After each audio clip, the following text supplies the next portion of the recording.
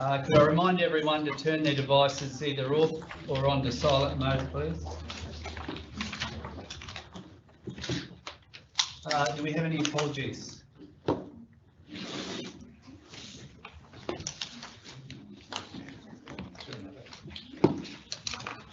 Could I ask everyone to be upstanding, please? I'd like to acknowledge the traditional owners of the land that we meet on today and pay respects to elders past, present and emerging. We'll also observe a minute's silence as a mark of respect for the members of our community who have recently passed. We wish their family and friends peace and comfort during this challenging time.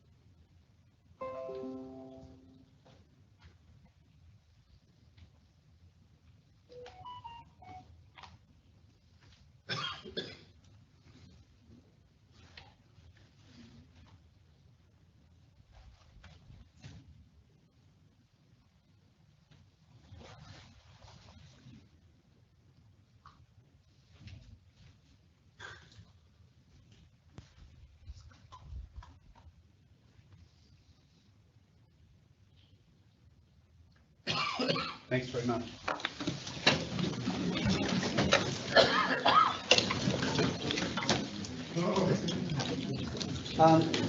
Item 6, councillors, declarations of any material personal interests / conflicts of interest by councillors or senior council officers.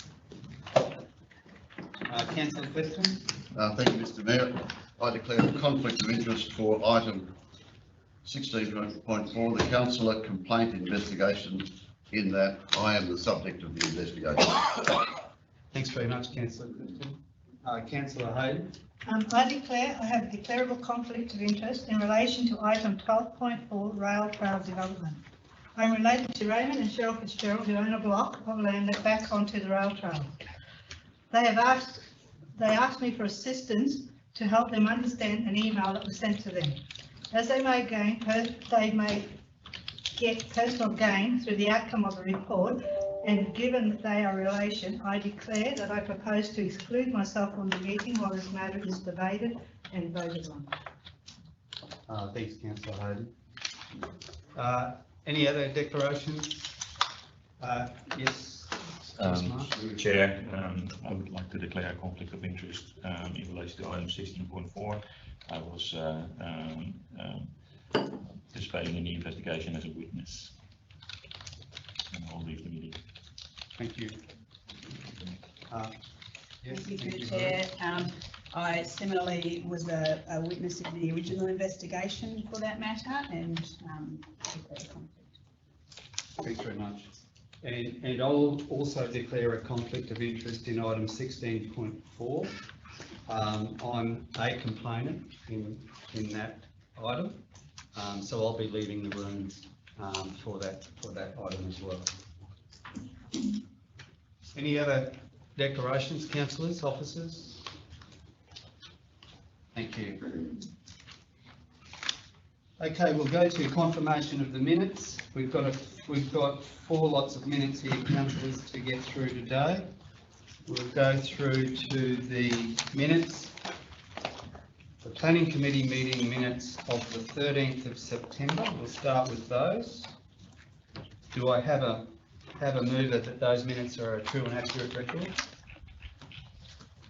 Councillor Wilkes moving, and Councillor Cardew seconding.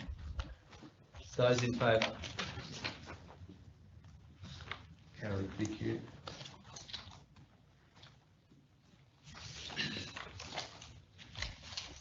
Do we have any matters arising from those minutes? Planning Committee meetings of the 13th? No. Okay.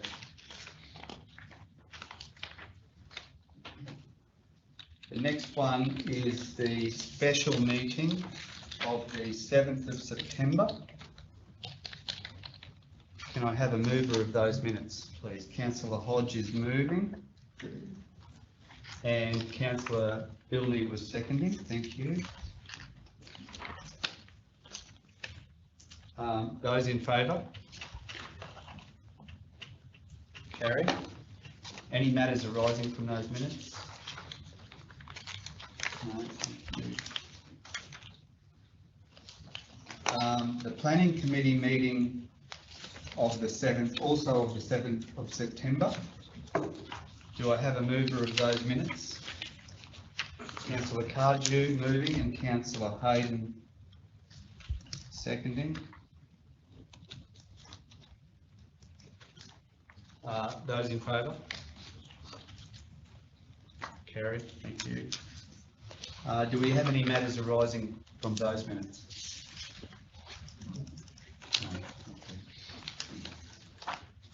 No. Finally, the ordinary council meeting of the 24th of August. Can we have a move that those minutes be accepted as a true and accurate record? So moving Councillor Wilts, seconding Councillor Clifton. Those in favour? Carried.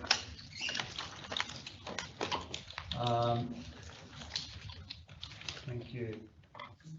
There was no. There was no recorded business arising. Is there any business arising from the floor for the ordinary council meeting of the 24th of August? No, thank you, very good.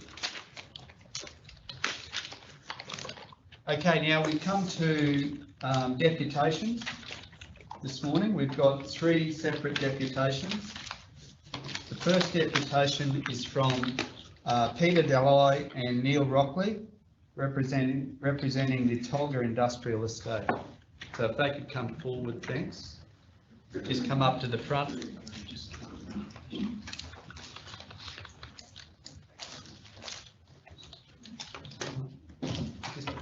Thanks, Peter. I'll just hang on. I'll just take a seat.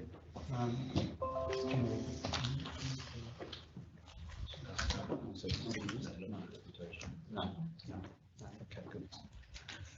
Thanks very much, Peter and Neil. The floor is yours. Yeah. All right. Good morning, all. I'd like to take this opportunity to speak on behalf of the business and property owners of the Tolga Industrial Estate. Can you speak up, please? Okay. There is approximately 1,300 by 50 metres of land, Tableland Regional Council Public Asset Responsibility, example, Manthony Road to the rail reserve. This land boundaries onto the eastern side of the Tolga Industrial Estate.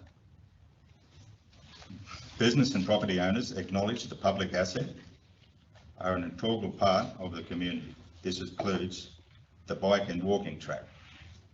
It would be ideal one day to have a sealed 3-metre wide track that's 3 metres out of 50 metres with your buffer zones. The current situation, members of the public could walk safely here rather than risk their lives on themselves and on the road and highways that carry cars and heavy vehicles. The current situation is one of great disappointment, where some of the members of the public have been quoting that the business and property owners wish to claim all the rail trail land that accommodates the bike and walking track, as well as community assets. This is simply not true. Some business owners were frustrated with the lack of maintenance and care for the neighbouring land and put forward a submission to utilise 10 to 15 metres of the land in order to expand business activities. This would reduce ratepayers' funds to maintain some land and possibly create some income for the Tableland Regional Council in the form of rate revenue, if some of the land could be used freehold annexed to the existing parcels. On the 1st of February 2021, the Manager for Infrastructure emailed myself with some primary costs and asked for the information to be passed on to the industrial estate owners. On the 7th of April 2021, the same manager emailed stating that he would write and inform all the property owners this never eventuated. Unlike councils and government departments that have guaranteed income, and business owners at the industrial estate will make their own decisions on capital outlay based on the return on investment and ability to gain a positive economical return. At this point, the acquisition is not looking favourable, mainly due to Tableland Regional Council wanting partly worn basic services replaced with upmarket high-grade materials. Also, the lack of desire for council to contribute for the expansion of these properties. There is also the ongoing problem with the inadequate stormwater drainage. The council could be contributing towards the improvement necessary. In summary, today's council vote should have the following questions. Was the tree planting program in 2023 approved, overriding a proposal to negotiate from unfinished business in 2021?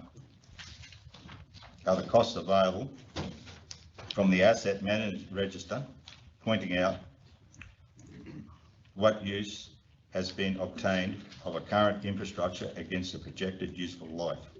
These costs should be credited towards the replacement costs. Tree planting needs to be rejected or at least restricted in order to protect infrastructure, and perhaps follow the Department of Agriculture's model that allows clearing of 10 metres away from any existing fences or the length of the tallest tree at its mature height. Tableland Regional Council continue current maintenance levels, keeping grass and weeds cut short and sprayed, allowing current stormwater to flow as freely as possible. Now, I just want to say, we've been to 2 meetings with the council, and both meetings we've made it very clear to protect the rail trail. At the back of my shed, when the trees were proposed, they had it marked out.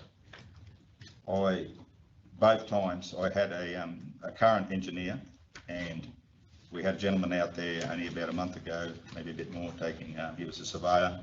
I both went and asked him where the sewer main was. Both the previous engineer and himself, which I'd marked out, was exactly where we said these trees were being planted over the top of the pressurised sewer main, at least at the back of my shed. I don't think that's a very smart idea. That's about it for me. Thanks very much. Thank you. Neil, did you have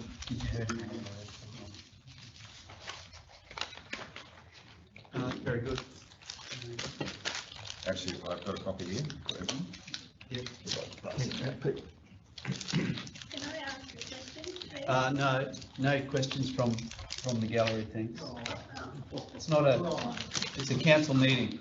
So this is a deputation to council, which is open to public, but it's not a live discussion. It's a deputation from individuals to council. Thanks very much. Thank you. Thanks, Neil.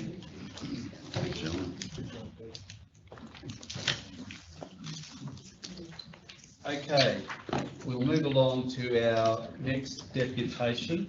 So could I ask Rolf Stratemeyer and David Blair from the YAI to come forward, please? And I think Ralph is going to stand up just so his voice projects a little more.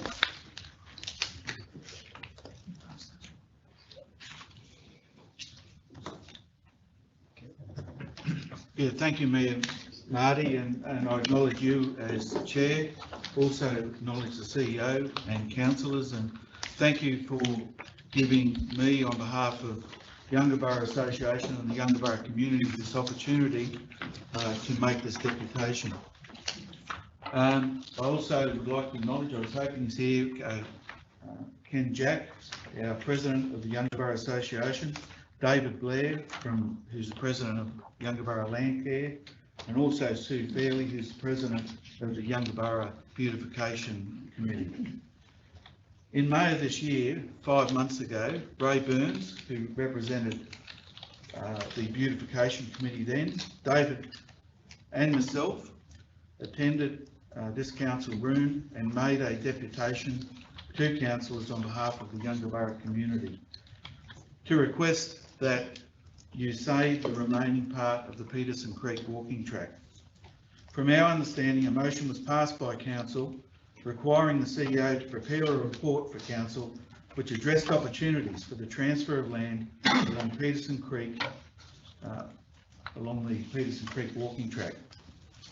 Despite our deputation 5 months ago, we've not formally heard from council what opportunities our councillors have been advised on. We are now to a stage where council officers are requesting a further minor amendment. We do not object to the proposed changes to the location of the easement. However, this minor amendment to us sounds like the final nail in the coffin for the saving of the Peterson Creek walk. Why do we say this?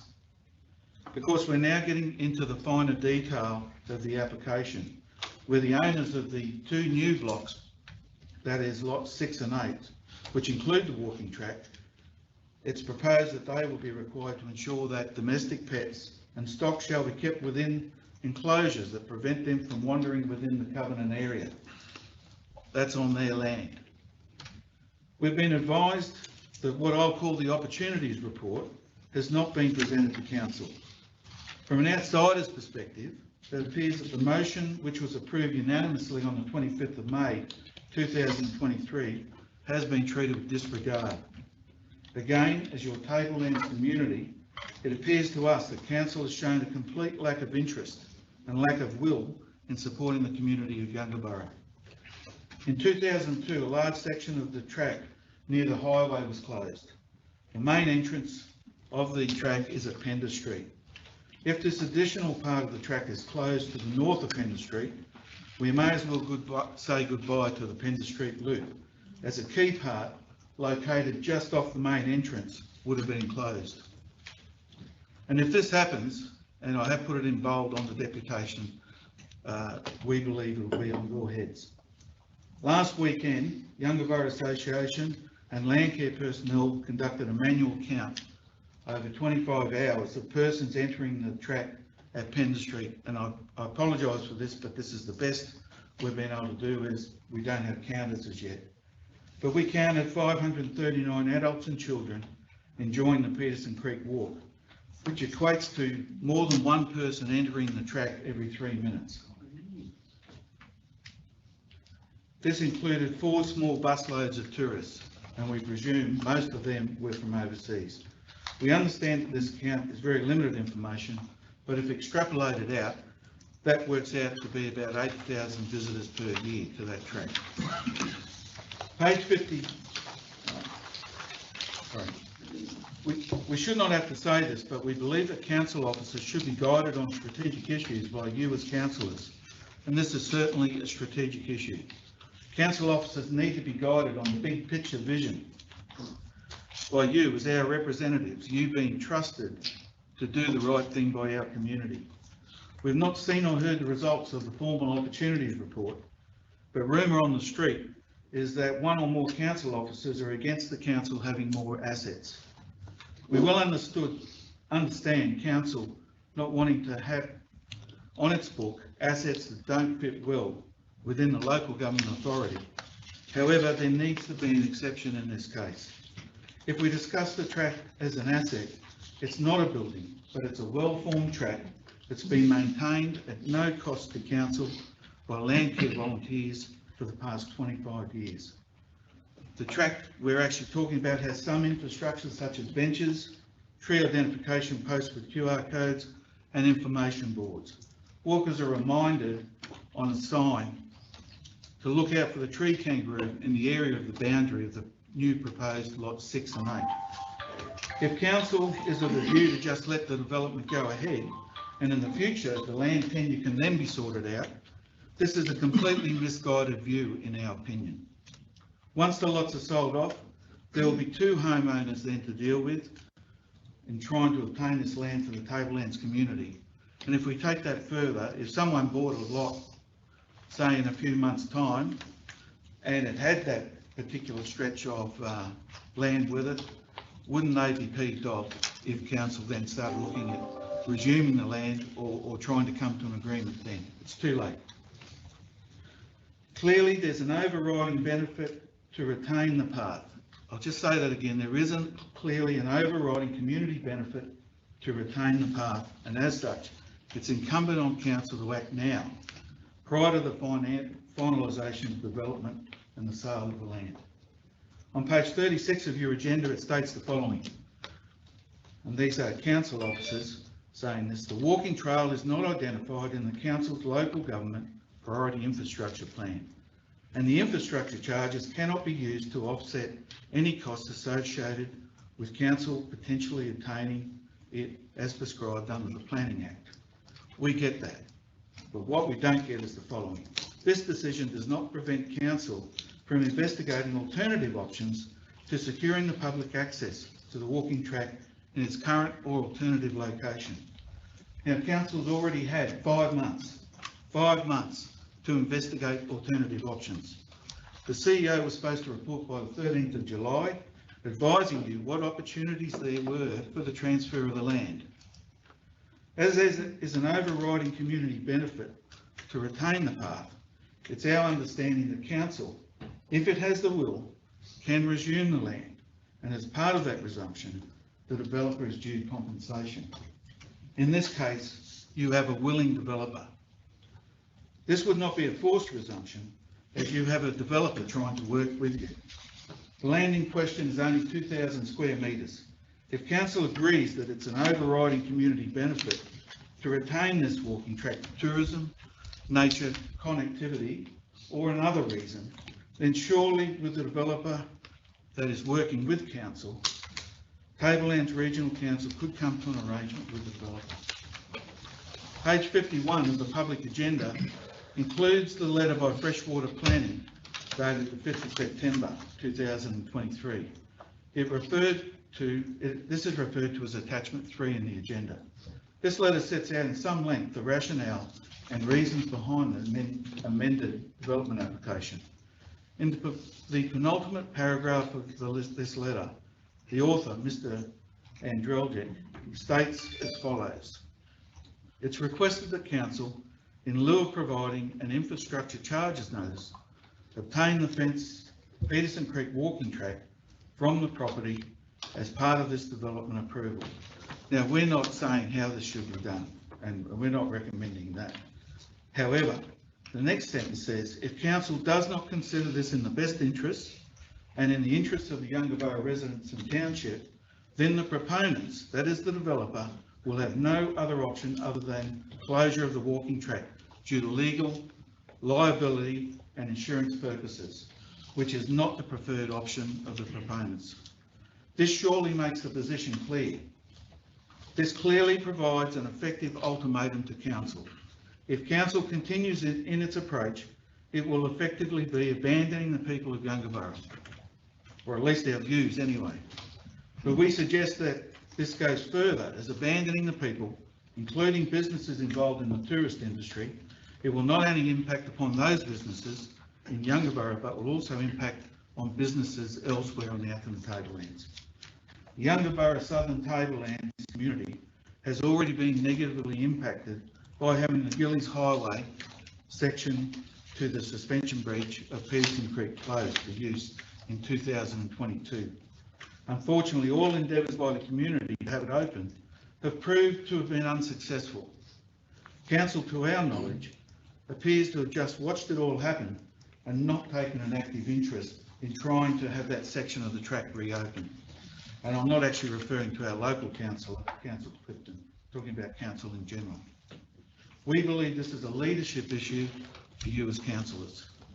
Now to lose the key and central section of the walk off the main entrance would be catastrophic. In summary, Peterson Creek Walk is the jewel in the crown in Yungaburra. The walk, which is drawing tourists from all over Queensland, interstate and overseas. Bus companies are bringing tourists every day from Cairns to see the Peterson Creek Walk and hopefully see our beautiful flora and catch sight of a tree kangaroo or platypus playing in the creek. On behalf of our community, we are pleading with you, I say pleading with you, to take action today to save this track. Not in 5 months' time, as what's happened, not in 5 months' time, but now, because we believe that you, as our representatives, are fast running out of time to act. If we do not take action now, it will be extremely difficult to take action at a later date. Thank you for hearing us today.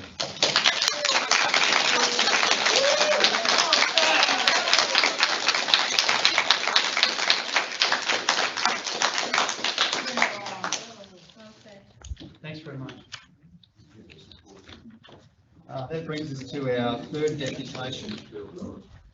Could I ask Malcolm McDonald and Matt Andrewjack to come up to the front, please?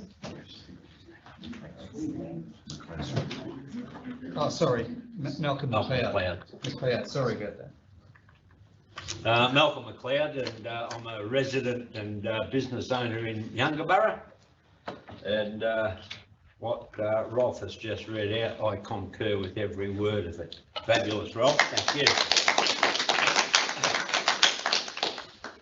I'm also run a business in Kuranda, which is based on tourism, and also in Yungaburra. But after purchasing the Pender Street property, I decided to subdivide it, and for me to put the fences up would be a better way to go for me personally.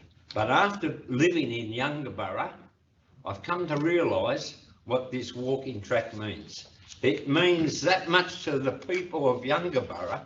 We're not just talking about tourists, we're talking about the community that lives in Yungaburra, where they walk that track, if not once a week or once a month with their families. To see these families get that much enjoyment from that walking track, it would be a shame to lose it. So, what I'm suggesting is council follow through with somehow purchasing that small piece of land really to retain this walking track for the community of Yungaburra and also the tourists that come from far and wide. But it's the community of Yungaburra that's really going to miss out, because this is part of the heart and soul of Yungaburra. It's not like taking a swing out of a park. This is a major for Yungaburra, a major part of Yungaburra, that walking track.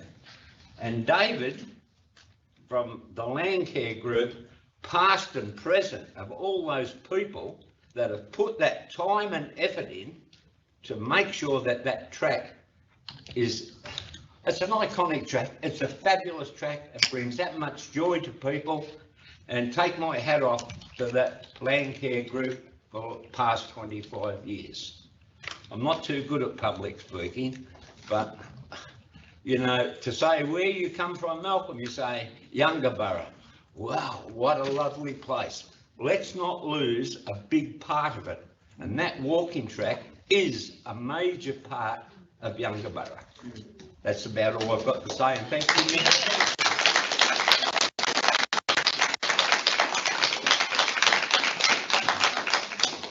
And would there be any questions?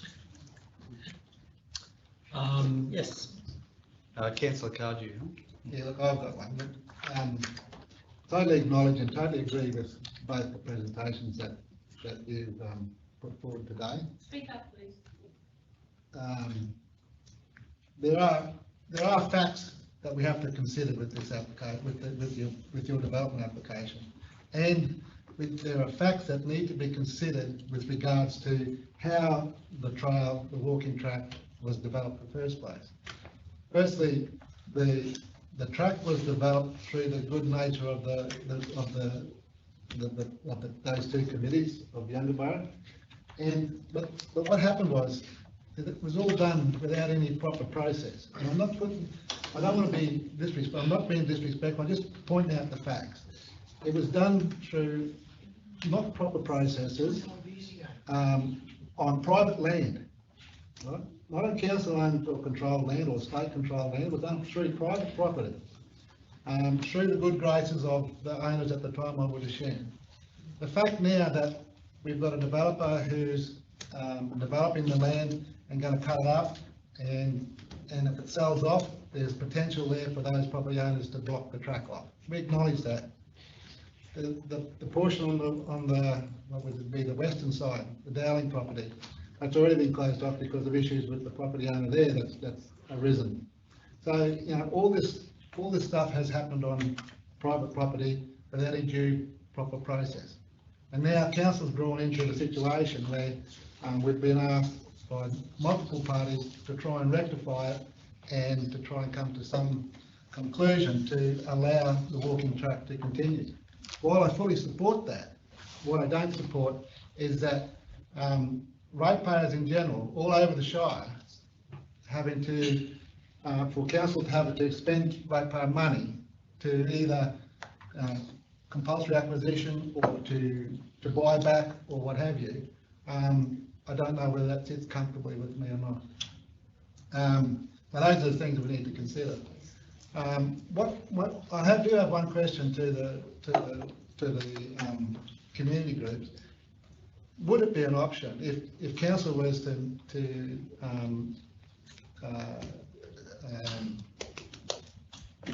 what's the word I'm looking for?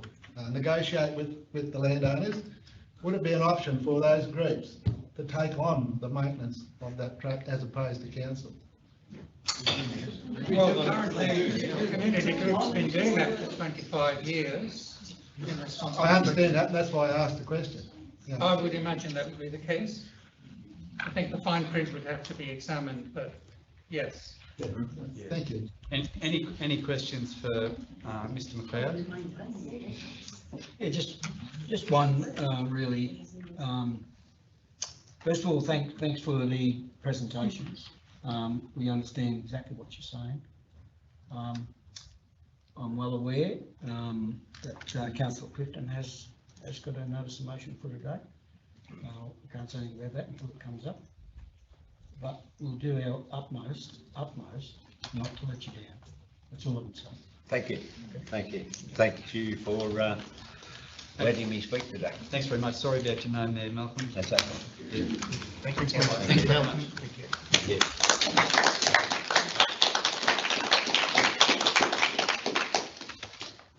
Councillor Clifton? Thanks, Mr. Mayor. Mr. Mayor, I'd like to propose an amendment to standing order, suspension of standing orders, because we have a largish group of interested and committed residents with us. I'd like to advance my motion without notice, and also item number 11.2, the Malcolm and Gina McLeod minor change to development approval, to be discussed now. So I move that motion. So Councillor Clifton's moving that to amend standing orders. Is that you second? Oh, we don't. Yeah, we don't need to second it. We just need a vote. So Councillor Clifton is moving that we amend the standing orders, set aside the standing orders to allow this to come up for discussion now. So has everyone had a chance to read that?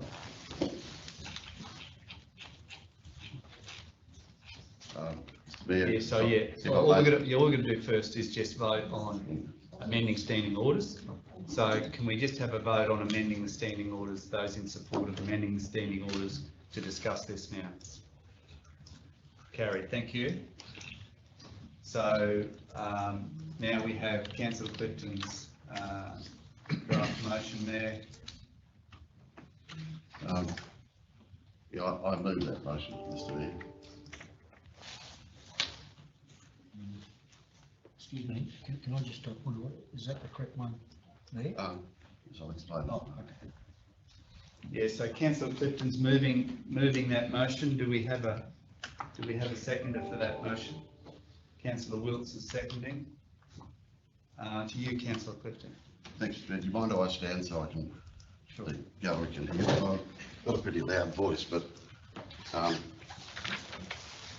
think it's really refreshing from my point of view, councillors, to hear the commitments that the community has made, the landowner has made about the future of the Peterson Creek Walking Trail and its environs.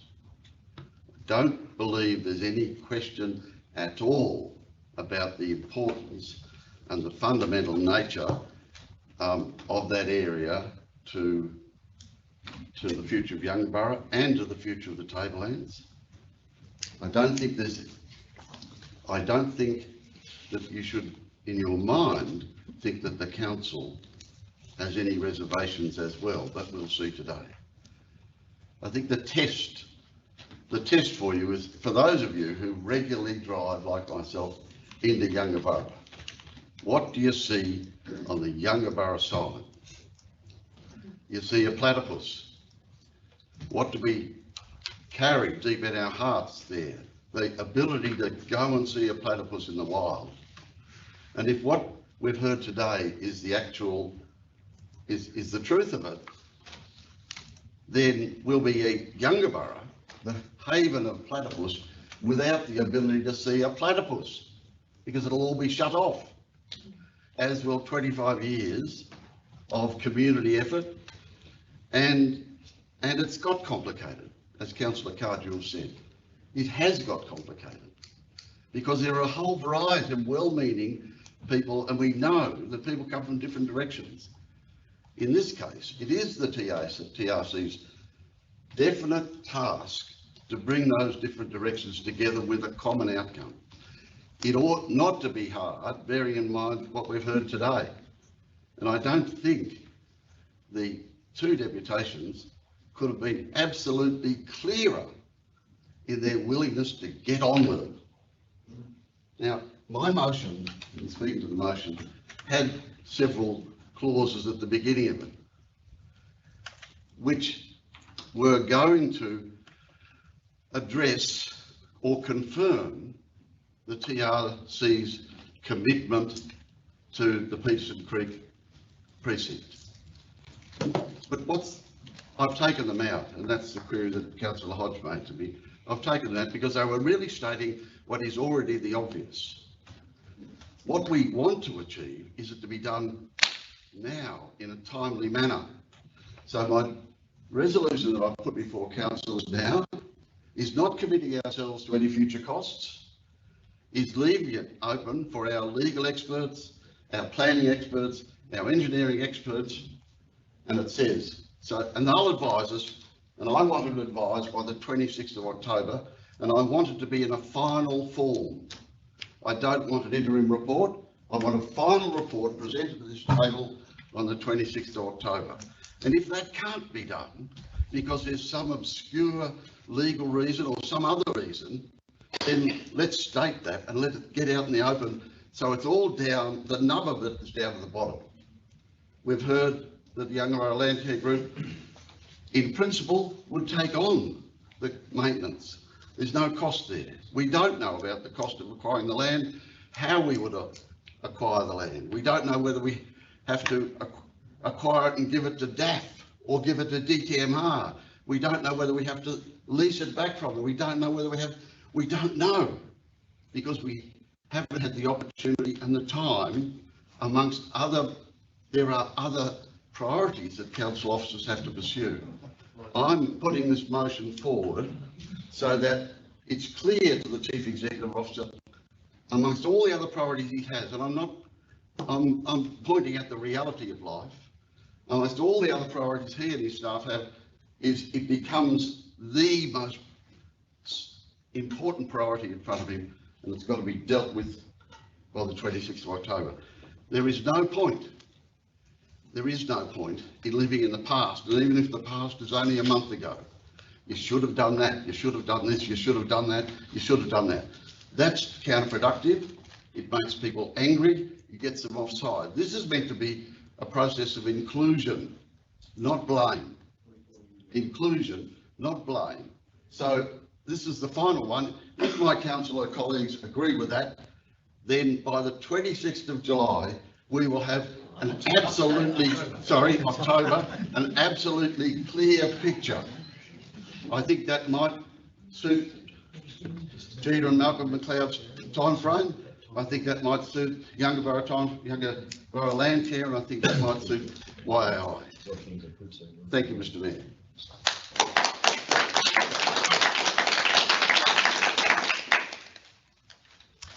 Thanks very much, Councillor Clifton. Councillors? No, I'm happy with nothing more to say.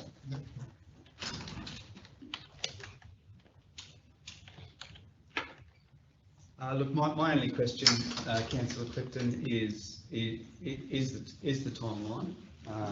So a final report is to be provided by the 26th of October. So I think that's okay, because it's a report and it's going to outline some scenarios or possibilities for the council then to ultimately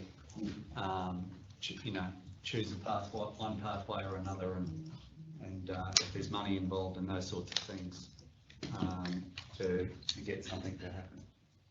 So yeah, I think that sounds reasonable. Councillor Building? Yeah, excuse me, through the chair. As part of that report, I guess we would need to also understand what a potential cost to attain that land, if that's the desire. So a part of that report, I would be suggesting that we get market-driven valuations to support any request for funding in that report as well. Noted, Councillor Bellamy. Thank you. Councillor Wills? Yeah, thanks. Yeah, through the chair, just a general comment. Youngborough is my hometown. Absolutely love the little community. That walking track, yeah, it might have been in its current format for the last 25 years, but it was there long, long before that. And countless locals and tourists going back 40, 50, 60 years ago have used that track. We used to use it to go and look at the wallabies, the tree kangaroo and the platypus. It would be a terrible thing to lose it.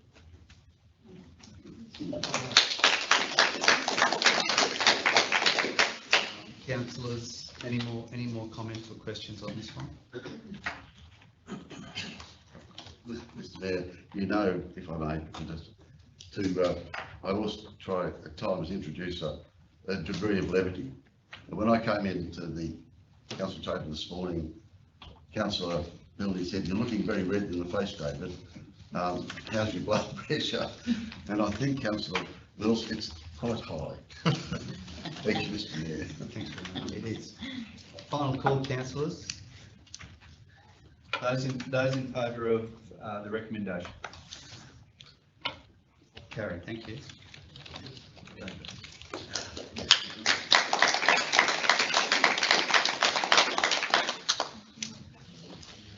Okay, councillors, that brings us to item 11.1.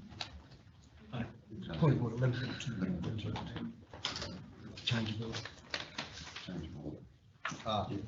Sorry, of course, 11.2. Okay, that brings us to item 11.2, Malcolm and Gina McLeod, minor change to a development approval, reconfiguring of a lot, subdivision 1 into 8 lots, lot 3 on RP 703626, 1 to 3 Pender Street, Younger Borough, RAL 23/0034, RAL 23/0001. Do we have a mover of the officer's recommendation? Councillor Clifton. And a seconder. Councillor Wills. Councillor Clifton. Thank you, Mr. Mayor.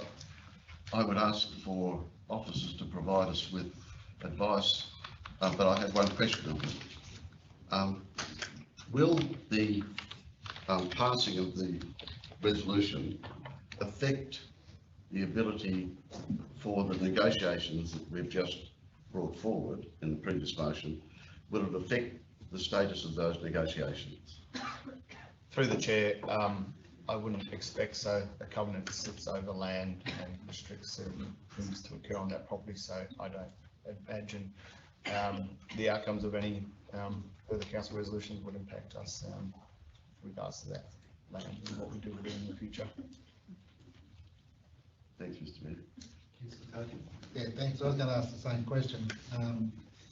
Because I don't see much point in approving this today, if we've got another report coming in next month, which could have an impact if we make a decision on this today. Because a covenant as opposed to an easement would be two different things. If an easement on an easement through those two proposed properties, which I would think, in my mind, and correct me if I'm wrong, would probably be a better way to manage that strip through private property as opposed to a covenant. Through the chair, if I can just clarify there's two separate purposes. The purpose of the covenant proposes, required as part of the conditions on the approval was for the protection of riparian vegetation. So that is the purpose of the covenant. My understanding is another 10-year aspect in terms of an easement or anything can also sit on top of the covenant for another purpose. So if there was an easement required to secure tenure over pathway, that could equally sit there with the covenant. Two separate purposes. The purpose of the covenant proposed and the extent of the minor change request is in relation to the extent of the covenant for the purposes of protecting riparian vegetation. It doesn't stop us coming back down the track with regards to the walking trail and any outcomes of that process. Okay, so has this officer's recommendation been provided to the developer, and are they happy with that? So yeah, through the chair again, just for clarification, the nature of the request is the extent of that covenant. So the condition, as part of the original approval, said 25 metres from the top of the bank. Our officers have been on site in addition to the developer and surveyors to come to an agreement on the extent of that. So where the condition required 25 metres, I think officers and everyone came to an agreement that the extent of the existing vegetation was contained within the Royal Waterway corridor, which was essentially a fence line. Now we required 25. My understanding of the fence line's around 20, so officers are happy that the existing vegetation is contained within the extent of that, and the change reflects that. Councillor Hodge. Thank you. Look, I'm happy to support the officer's recommendation as moved by Councillor Clifton. But as long as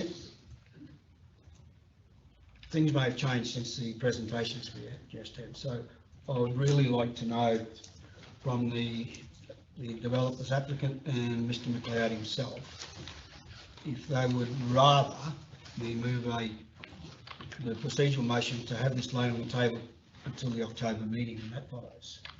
So that's what I'm considering. But I would have to ask that question from the applicant and the owner. Would they prefer that, or would they prefer to pass it on as the recommendation? So I'm asking, can I ask that question? CEO, is that something that? The developer's views now, you mean, is what you're asking? I don't imagine it hurts. Sorry, through the chair, they may be able to come back to us with representations around the timing of that if they wish to essentially stop the assessment process in lieu of the resolution that was just passed. They could do that. Like I said, two separate issues. I don't think the covenant.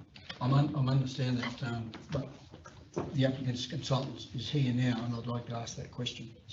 Would they prefer to lay it on the table or pass it? So Matt, are you able to provide that advice today or not? I can. The only issue that I have with that is the fact that the current change relates to a change in the layout, and if that doesn't get approved now, then it stops our works approval to continue the works over the site.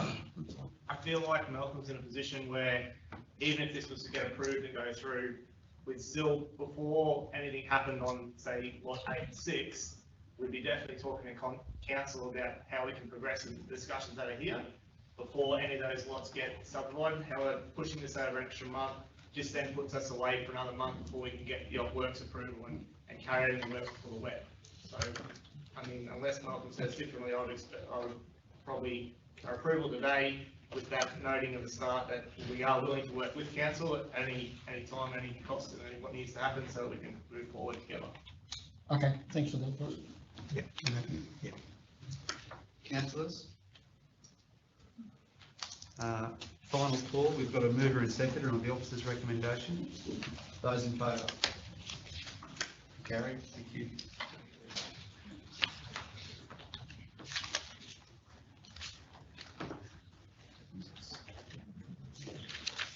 Okay, councillors, we'll go back to 11.1. Archiogo, reconfiguration of a lot, 1 in 48 lots plus balance lot and park drainage reserve.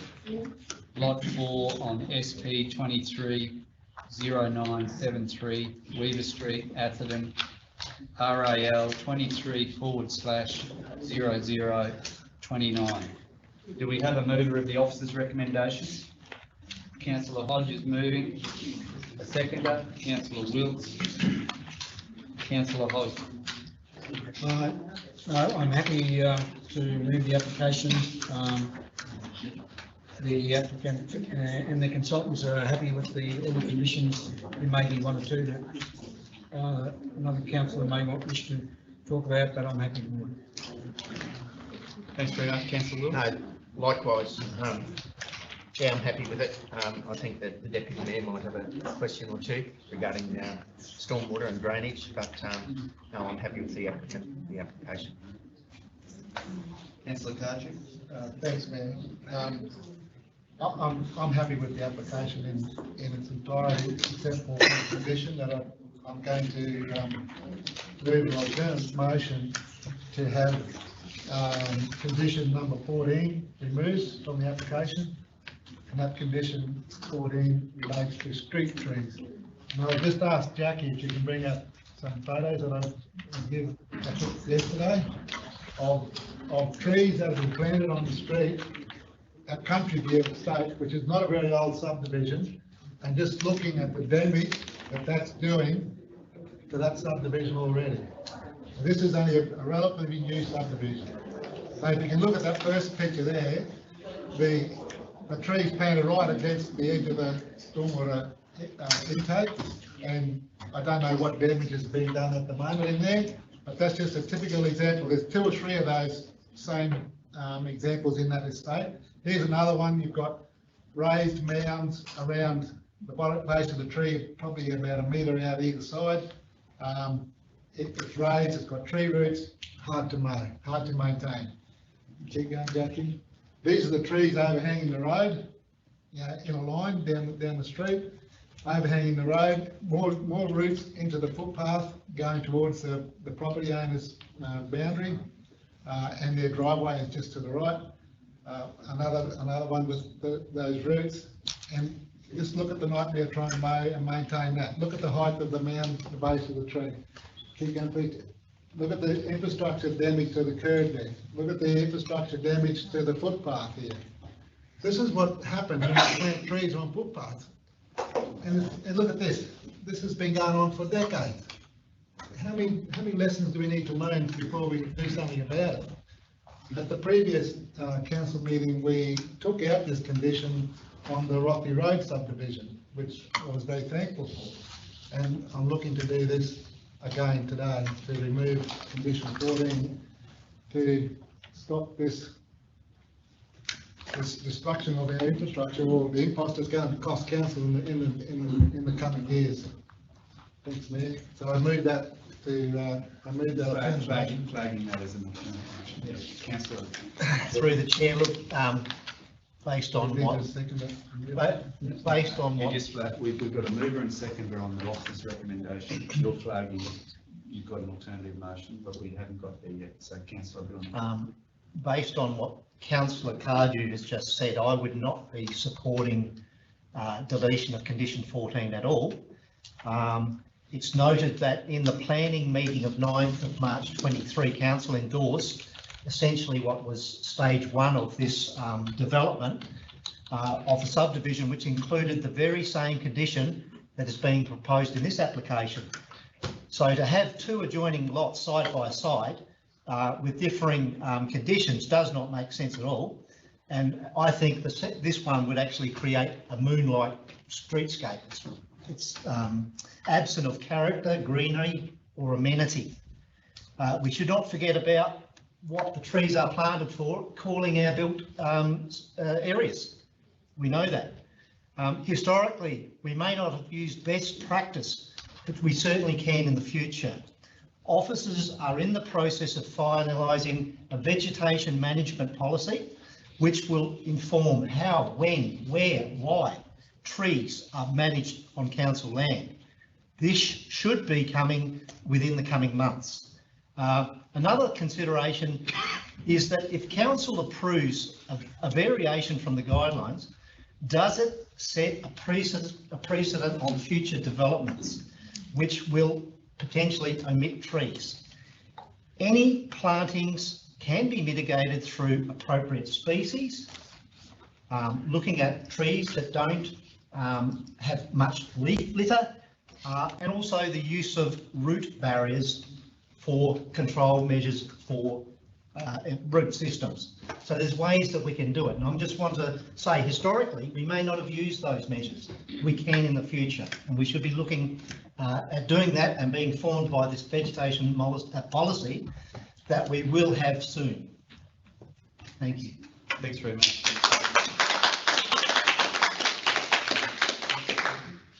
Thanks, Mr. Mayor. I think that Councillor Billy and Councillor and the Deputy Mayor are talking about entirely different matters. It's not about having, it's about, like the Gungaburra situation, melding different views together. I support the idea that they're taken out until we get a decent policy. If you go and look, and they can always be put in later, it doesn't preclude them from ever being put in again. But if we don't have a decent policy, why plant more trees now? Get the policy right. If you go drive up and down, I didn't take photographs of Winsley Avenue in Yungaburra.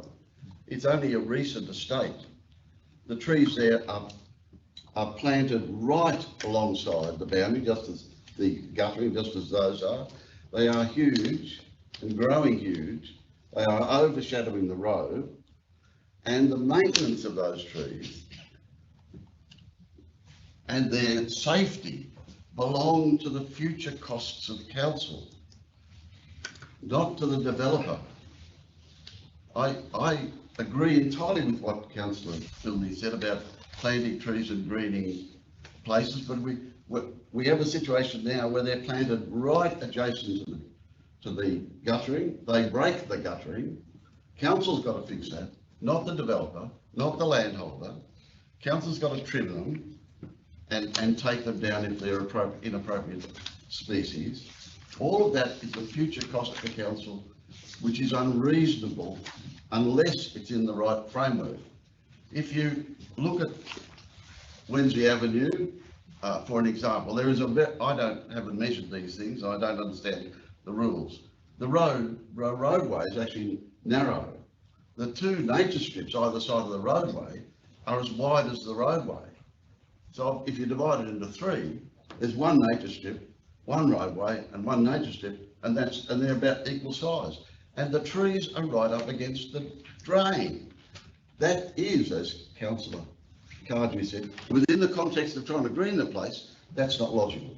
So and not sensible, and is extremely costly in the future. So I agree with Councillor Cardue. Let's get Councillor Billy's proposals up and endorsed as a guide. In the meantime, don't plant all trees. Can I just go to officers to respond to some of that commentary, please? Yeah, through the chair. Thank you, Mr. Mayor. Look, if I could say a few things, the policy is already in place. It's the F&Q Rock Development Manual. And I could attribute the issues we're experiencing with some of the street trees at the moment to failings in the current process. So that may be on council. So the F&Q Rock Development Manual requires the placement of street trees in its residential development. There are standards associated with that. I can see immediately from some of those, they're probably not appropriate species to be putting in the food. F&Q Rock Development Manual specifies the species insofar as that they're not so great that they create issues for council. location next to infrastructure, the F&Q Rock Development menu specifies that they're set back from drainage pits, manholes, those sorts of things. So there's failings in the process to date. So there's potential on council going forward to better manage that aspect of development, and we will do that. So yeah, if I could just make a commentary, I guess essentially to Councillor Bilney's point too, it's what you want your residential suburbs to look like. In the absence of street trees, you know, they can become very same, and just rural residential suburb rolling out with not too much character. It's an amenity, it's beautification, but equally it's an urban heat factor as we move into the future too. So we've got to support the retention of it, noting the policy is already in place, but there's probably an onus on council to ensure that policy is being implemented correctly to avoid the issues that were experienced and or have experienced to date. Thanks, Sean. Councillors, I'll come to you. I think that you know, we shouldn't be throwing the baby out with the bathwater. Having trees in our streetscapes is really important. Yes, there's been things that have happened in the past that we can look back on, but we've also got to look to the future and appreciate that there's a lot more knowledge now about different species and planting locations and that sort of thing that are more suitable for streetscapes. And as Councillor Bilney said before, this subdivision, this is the second part of an existing subdivision. The first part already has the trees in it. So now we're suggesting we're going to approve the second part without the trees in it.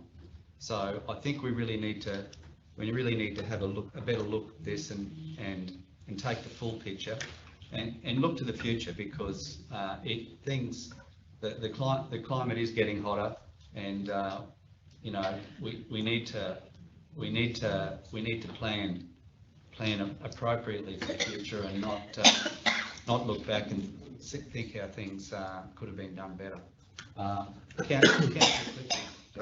Thanks, Mr. Mayor. I just have a question for Sean. FNQ Rock, did we not attend a meeting with FNQ Rock senior executives recently, and they told us the FNQ Rock manual was a guide to councils? Through the chair, that is true. It's horses for courses, you know, it has standards for infrastructure which we abide by, and we stand, you know, they are the standard. Similarly, the street trees could be perceived similarly. And I maybe neglected to mention the policy with regards to street trees set up so that they don't become a maintenance burden on council. So appropriate species, root barriers, location from infrastructure, that is the what FNQ Rock tries to achieve. But yes, you're right, correct, Councillor Clifton. It is a guideline for councils to use at their discretion. In some ways, it is a standard and it's held in that regard. In other ways, it's a bit more advisory. Street trees, I would look to it as a construction standard. And like I said, if they're adhered to and they're installed correctly, they shouldn't become an issue for council. And could I just, sorry, could I just add to that too, that council should consider the alternative when it's considering this condition. This gives council some opportunity to control the species and to require the developer to put them in under the supervision of our development engineer, if you like. The alternative to that is that 5 years down the track, a resident simply plants a species, and that happens, unfortunately, all the time. And at that point, we have no control, and we're relying on our resources to drive around every street and find every tree that may have been planted and assess whether it's in a suitable location and it's a suitable species. This gives us some measure of control. The alternative that Councillor Cardew's proposed effectively removes that control. Councillor Hodge. Yeah, look, thanks for that advice. Condition 14 goes, and I think this is part of the discussion, that we've got to make sure we got it clear. In the second line where it says the development manual as amended, and a planting plan identifying species must be submitted to council for approval as part of the subsequent application for operation works. That's what you're saying, and I agree with the CEO is that we must make sure that they do that. Okay, they must do it. Not yes, you'd be right, mate. So yes, I think it should stay.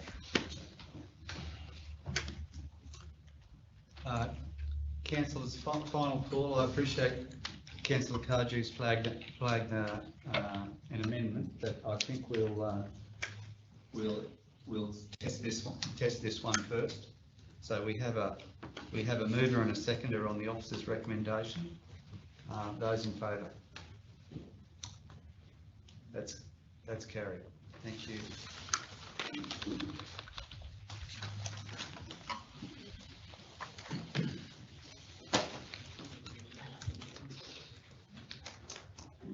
Okay, that brings us to item 11.3, Australian warning system. Do we have a mover of the officer's recommendation? Councillor Wilts and Councillor Billman. Councillor Wilts. Yeah, I'll call on our resident expert for some up-to-date advice on this one. Thank you. Thank you, councillors. So the Australian warning system is a new national approach to information on warnings. From November 1, local government is responsible for issuing AWS compliant warnings for flood, storm and cyclone. The AWS uses nationally consistent set of icons, colours and calls to action, and has been designed based on feedback across the country.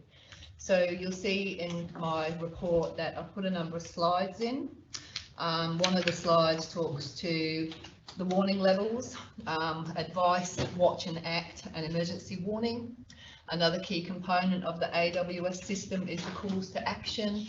So those calls to action include terminology, things like prepare now, prepare to leave, move to higher ground, leave immediately, and so on. The warning colours for advice is yellow, watch and act is orange, and emergency warnings are red. And the icons, which are meant to be prominent in the warning, match the hazard and the warning level. Queensland has been compliant with bushfire for over 12 months. That's not our responsibility, that's for QFES. Queensland Health will be responsible for heatwave warnings from November 1, and local government will be responsible for flood, storm and cyclone warnings from November 1.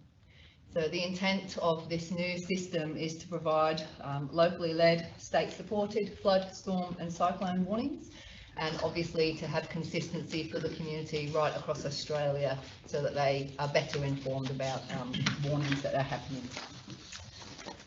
The warnings will be issued via local government through the Local Disaster Management Group, which Councillor Wills is the chair of. And state will continue to issue broad area cyclone, storm and flood warnings, but local governments are responsible for issuing local warnings that are specific to the area that the community needs to take specific action. So hopefully that makes sense. And there is a slide in there at figure 2 that tries to illustrate that example. That example is given for a coastal community, but for a community like ours, it may be that the Bureau issues a broad cyclone warning, and then we may issue specific warnings for residents that live close to dams, for example, and maybe at risk from irreparable dams. There are numerous benefits to the community with this process, but there are also some risks to local government. We have been provided with templates that we are currently refining for use in the local context. We obviously want to be as prepared as we can. We don't really want to be prepping these warnings at the time. We will need to tailor them to the event, but we want to be able to do the work now. We have started that. We are advised that a formal training campaign will be provided to local governments in due course, but we haven't been given a date for that yet. It's not legislative, however, so no amendments have been made to legislation to take account of the AWS, but the LDMG, the Local Disaster Management Group, does already have a responsibility under Section 30 of the Disaster Management Act to ensure that the community is aware of ways of mitigating the adverse effects of an emergency and to manage disaster operations in the area under policies and procedures decided by the state group. And the state group has determined that AWS will be happening from November 1. In terms of the risks, and there are, I guess, significant events occurring outside of business hours. We do not currently have 24/7 capability. Clearly, I do try my best to be available, but we will be looking potentially at fatigue management and workplace health and safety issues throughout the wet season when we're reliant on one person. Also, the availability of robust intelligence to understand the community impacts. If we look at some examples from the past, we know that the Bureau often issue the warnings for thunderstorms after they have impacted our region. We also are not necessarily clear on where flood impacts may occur. Our region is susceptible to flash flooding, and flash flooding is unpredictable. It can occur anywhere with very little warning, and of course the Bureau do not provide warning for floods of duration less than 6 hours, so flash flooding is not something that the Bureau can assist us with. So the availability of the robust intelligence to inform the need for warnings. If I look back at the Malanda flooding in 2015, the community was already flooded before we became aware. So we have to be mindful of these risks. And also another risk is that the state may issue local warnings on our behalf in critical fast onset situations. We may or may not be aware of those before they go out. My recommendation to Council today is to receive and note the additional responsibilities that are placed on local government from November 1. Thanks, Sarah. Yes. Yeah, thanks, Sarah. Thanks for the work that's done.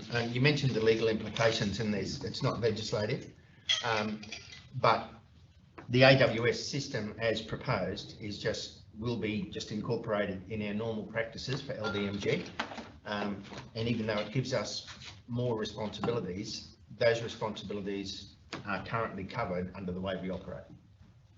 Yes, thank you, Councillor Wilson. It will require a change to the way that we work, but we do already issue public information and warnings during an event.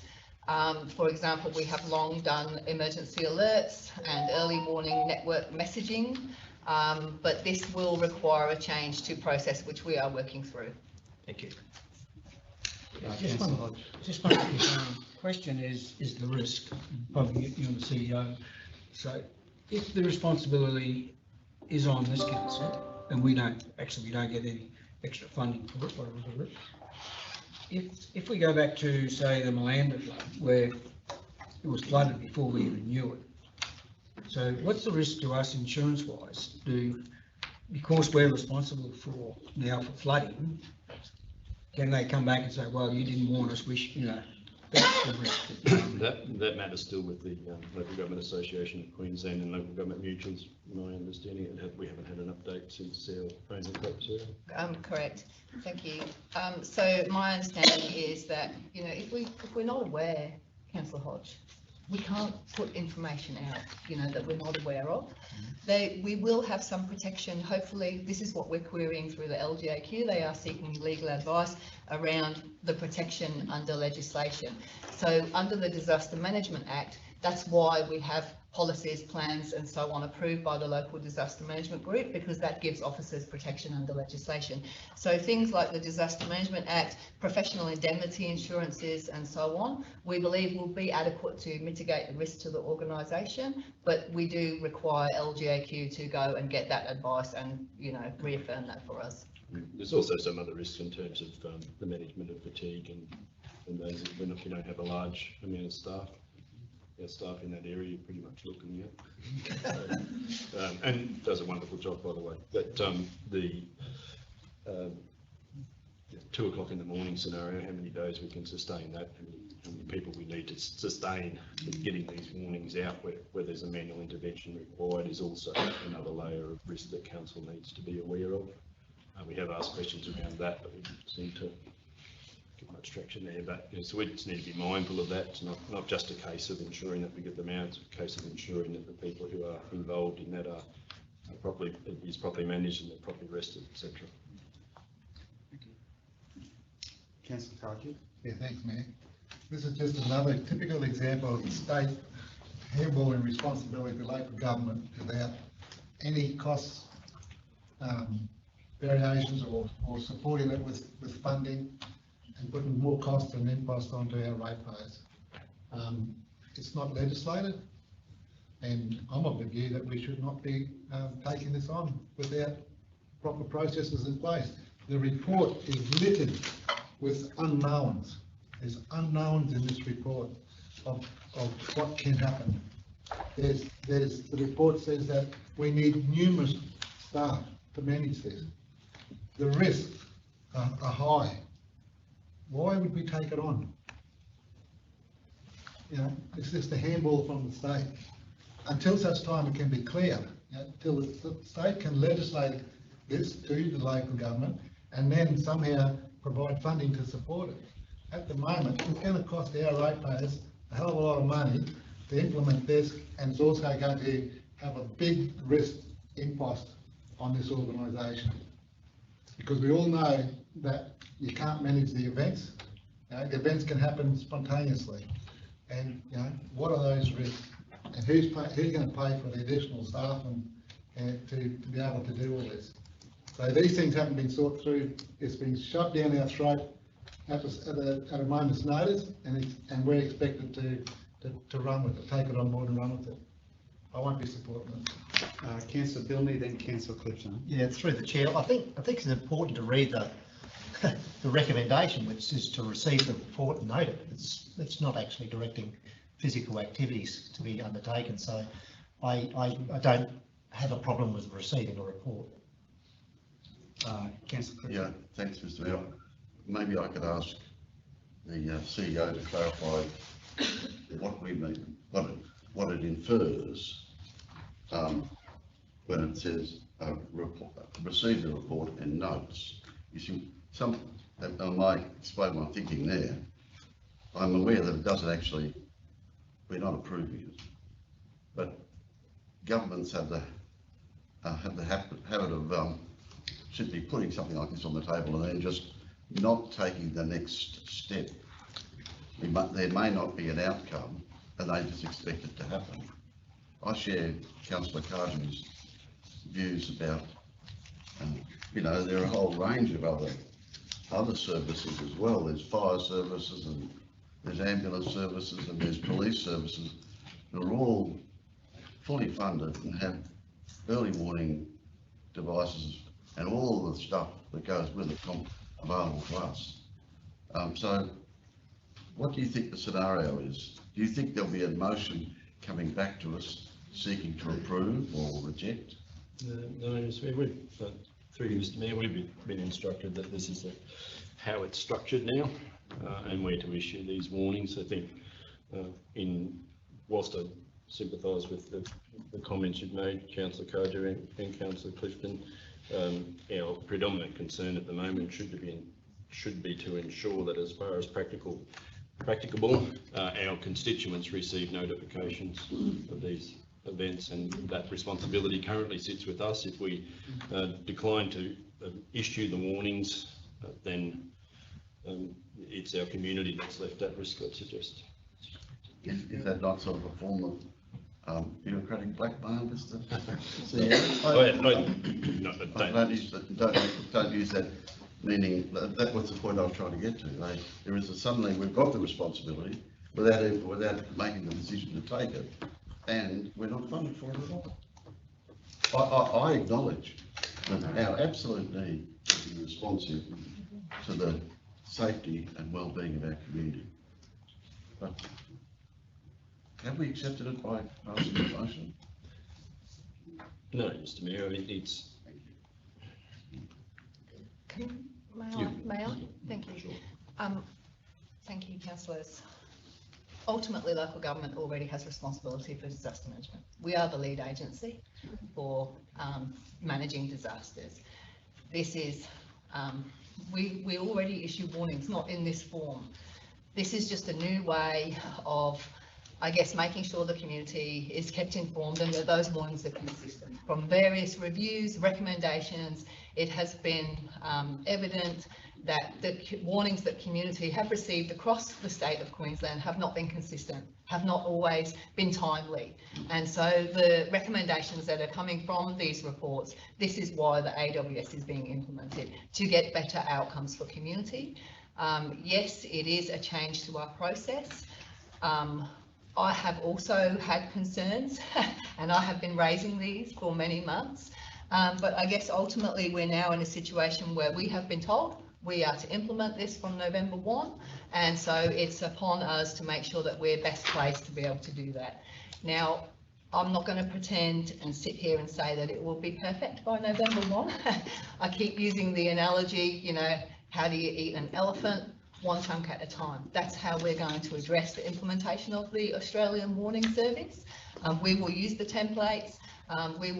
They have provided us some really good resources. We are using those resources to get the best possible outcomes for community. And I guess going back to Councillor Hodges' question, if we don't have the information and we don't know, then we can't put out a warning and we can't be held responsible for that. You know, sometimes the Bureau doesn't know. So we cannot possibly held responsible for that. All we can do is make sure that we're best prepared, that we are able to implement these warnings as best we can. And you know that I will always try to do my best in that regard. Councillor Wills has told me that he does have a World War II siren at his house. It's better than you singing, Councillor. The next our next local disaster management group meeting, we will have some detailed discussions and run some scenarios around this. So we are doing what we're required to make sure that we're best placed to meet the obligations that we now have in relation to the warning, as Sarah said. Councillor Carty. Yeah, thank you. Sarah, to your knowledge, what have all the other councils in the area doing, especially in the FNG Rock region? What are they doing? Sure. So what's their opinion? I think everybody is a little bit the same. You know, we're all a little bit nervous of the new approach, but we accept that it is now our responsibility. We are sharing and working together to try and make sure that our warnings are consistent across the board. So we are councils, you know, Douglas, Cairns, Cassowary, Mareeba, we work really closely together. We've been sharing all our templates, so I would expect to see a fairly consistent approach across the Far North. And across other councils as well. LGAQ are stepping into this place and sharing where others are doing good work, as is the AWS team sharing where other local governments are creating good resources. Thanks very much. Okay, councillors, I think we've discussed this one enough. We've got a mover and a seconder. Those in favour of the officer's recommendation? Carried. Thank you.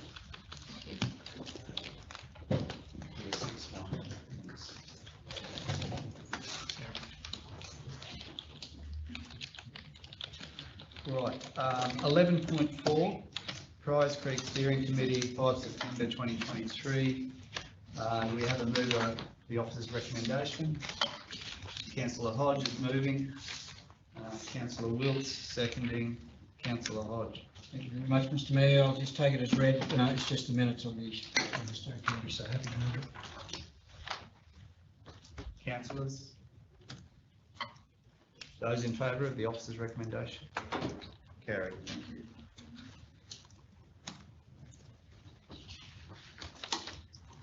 you. Mr Mayor, is it? Yeah, we might take 10 minutes, councillors, huh? So at 25:02 we'll come back in to resume. Thanks very much. Thank you.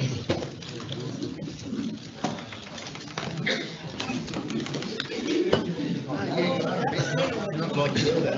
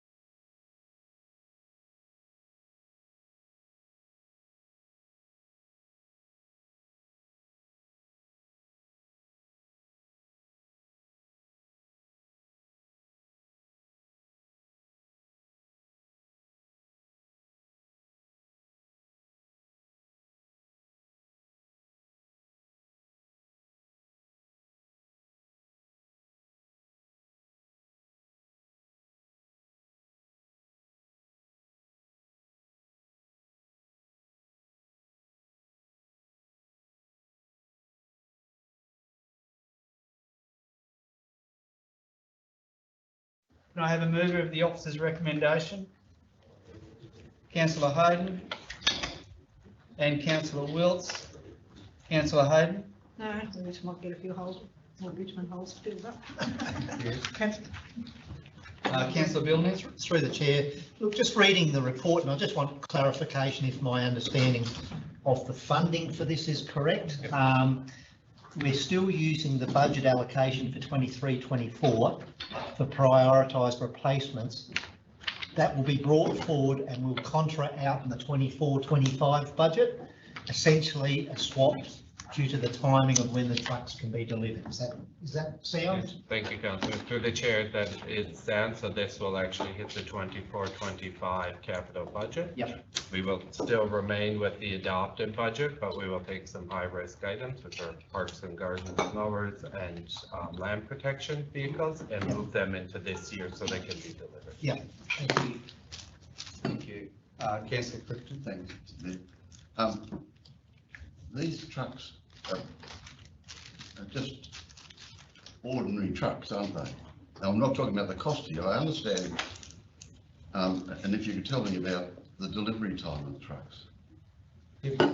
Through the chair, so the delivery time is estimated at 72 weeks. So like Councillor Billy just said, it will hit next capital. They are custom built trucks, so the truck and the back of the truck come as separate components, and they're put together so that they actually even have different warranties on them. Councillor Hood? Yeah, I just want to make sure there's one point, even though they're 70 odd weeks delivery, the 717,000 for the two of them, that stays, that's guaranteed price. Through the chair, that's the contract. Once the purchase order is raised, the contract will be There's signed. no rise and fall or anything like that in it? Okay. Good. Because it's a long time, you know. Councillor Cardew? Yeah, thanks, Mayor. Have you done any cost comparisons with regards to the two tenders? I mean, you've recommended taking the cheapest one, but it's only got 3-year warranty as opposed to 6 years warranty on the higher tender. Have you done cost comparisons to see if there's any value for money going with the 6-year warranty one? Yep. Through the chair, thank you, Councillor. So the warranties actually take into consideration in the whole life cost and the assessment criteria. So there's things in there, service component, service intervals, so that is incorporated into the assessment with the recommendation coming out. With the lower price trucks, they're also more fit for purpose as they're a bit smaller in dimension with our road network. Just like a little bit more explanation on that, because a 3-year to a 6-year warranty is substantial, and they're getting used a fair bit. So I guess you said you priced in the whole of life, you've adjusted that to put that in there. So I assume in the whole of life, you've put a calculation in there for that extra 3 years on what the maintenance would be, or what would happen if a gearbox went, or whatever. So through the chair, that is taken into consideration, and the higher priced trucks are $95,000 per piece more expensive. So a total of about $190,000 for that 3-year warranty would be approximately $64,000 a year. I would not believe that a new vehicle would fail. There is a possibility of that, but we'd have to address that at the time. The risk between 3 years and 6 years is something we'd have to consider, and we would consider that to be very low risk for the amount of money that we're outlaying. Sorry, Councillor Cole. Final call. Those in favour of the officer's recommendation? Carried. Thank you. Item 12.2, Rail Trail Advisory Committee. I have a mover of the officer's recommendation. Councillor Bilney. Councillor Wilts. Councillor Bilney. Yeah, through the chair. This is the formal meeting of the group. I'd just like everyone, the public, to know that in addition to the quarterly meetings, the Rail Trail Committee have been informally meeting on a monthly basis. It's a voluntary, there's no requirement to attend if you want to. They just felt that they wanted to get a bit of momentum going, and there's been quite substantial movement with doing audits on the rail trail and looking at what improvements they can work towards in the future. So I think the Rail Trail Advisory Committee working very well together. We've got a good group of interested parties, and I think we're going to get some really good results for the community in general. Thanks. Councillors? Councillor Cardew? Yeah, I've got a question in relation to some of the items that you've talked about here that have gone missing. Can you elaborate a bit on that? Yes, this is before the establishment of the Rail Trail Committee. There was some, I guess we'll call it rail trail furniture, signs, speed signs and those sort of things, marker posts, which were centrally contained, and I guess over time they've been disposed of, is the best way to say it. So in regard to the action in your agenda. Yep. Since that agenda was raised, it's been investigated. They can't locate the items.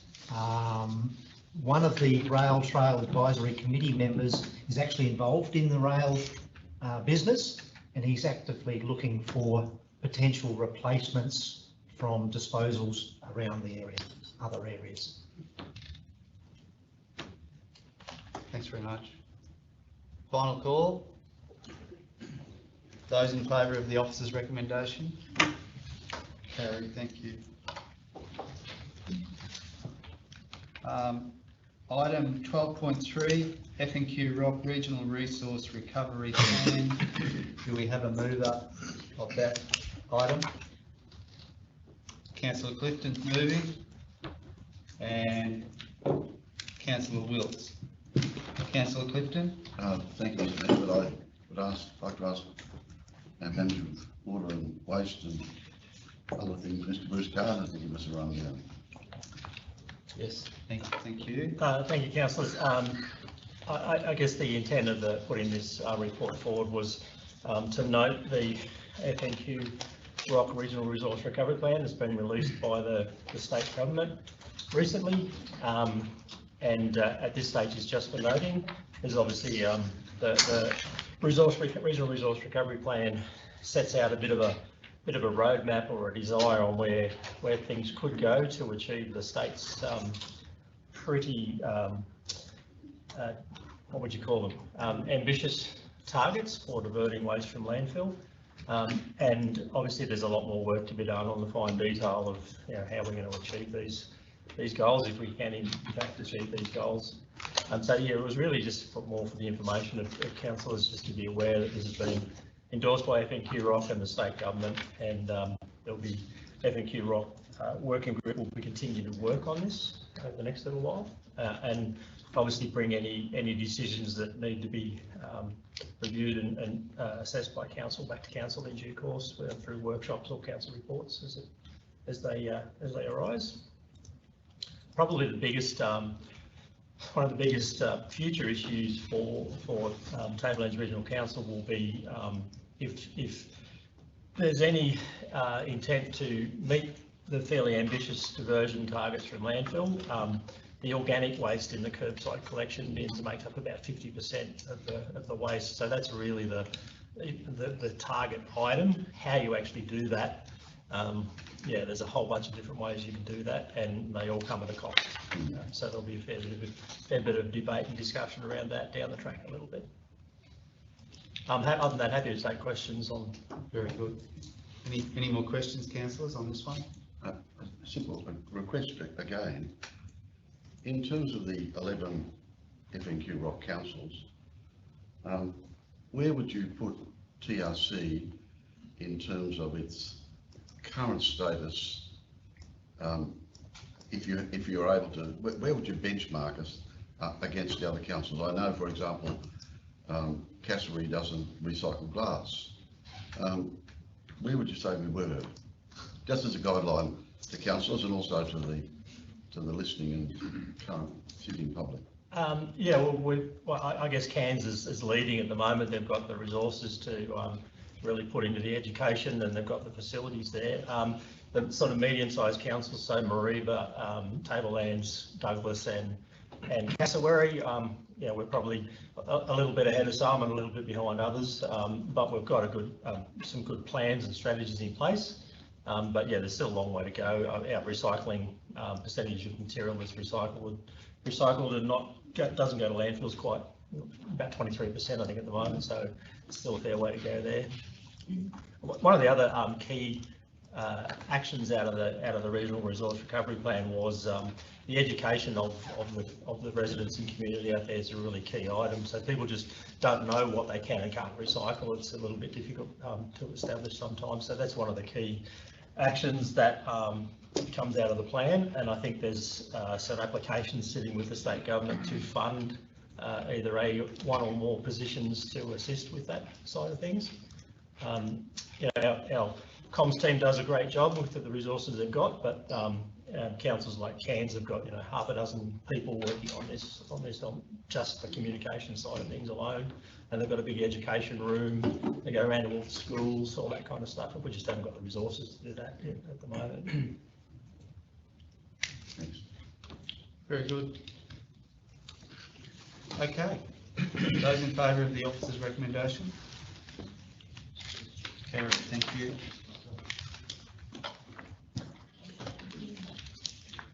Thanks, Councillor Hayden.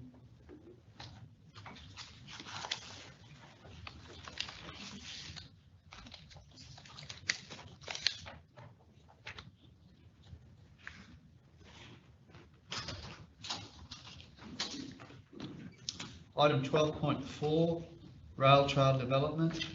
Do we have a mover of the officer's recommendation?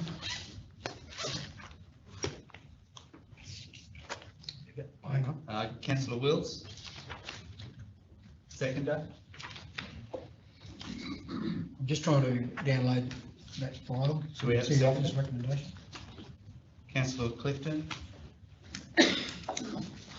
Councillor Wills. Yeah, I'd just like to thank the GM for the immense amount of work that went into this matter. There's been numerous discussions and debates and informed and uninformed meetings, and I note that it's only to, at this point, receive and consider the report. I believe that the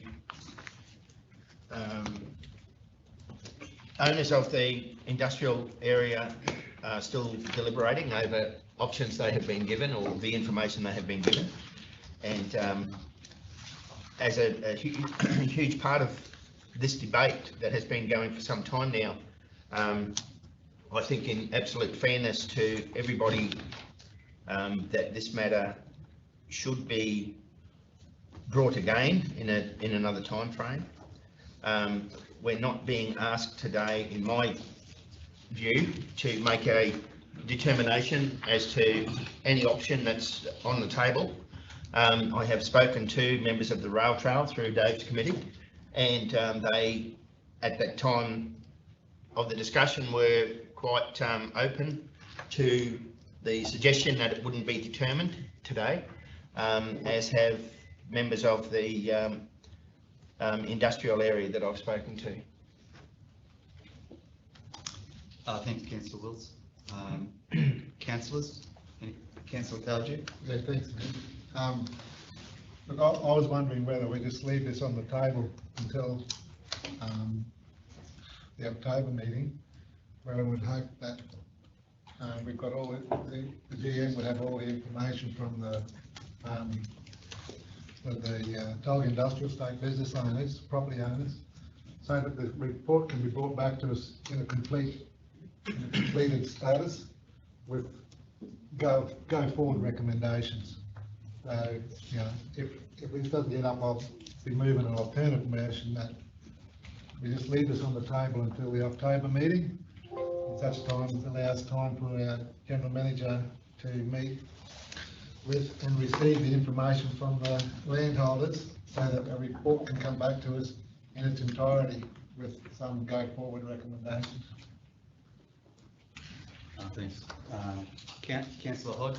Yes, sir. I'd just like to go, we can go through Appendix 1, the cost estimates, if I could go with the General Manager, just to go through those costs, if you don't mind. It starts on, just get a realisation of what the costs are. What page, Peter? I've got it printed out, I think it's your page. It's in Appendix 1. It's right at the very end of the report. The tables at the end.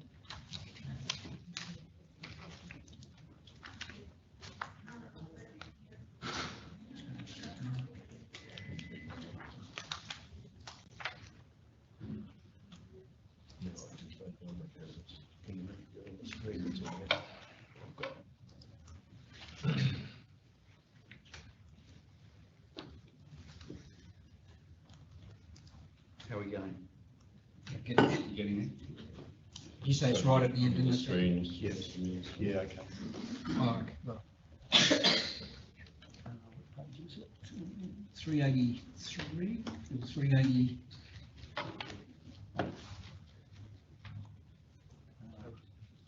Appendix one, option 1 is 380.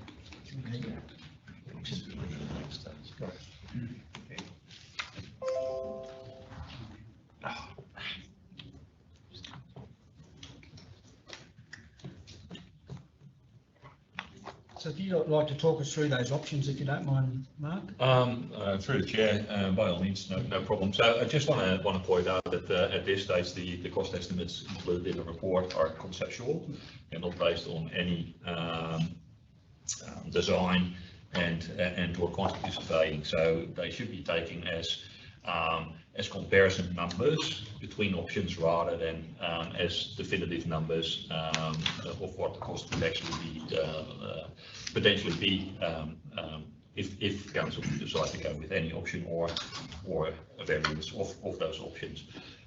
So basically the options investigated in the report are basically do nothing, so keep the rail trail as it is and don't allow any expansion of private property into the rail trail reserve. And that option basically provides the costs to perform the upgrades to the stormwater system within the rail trail reserve itself, generally in compliance with the engineering reports that were provided to council in 2021.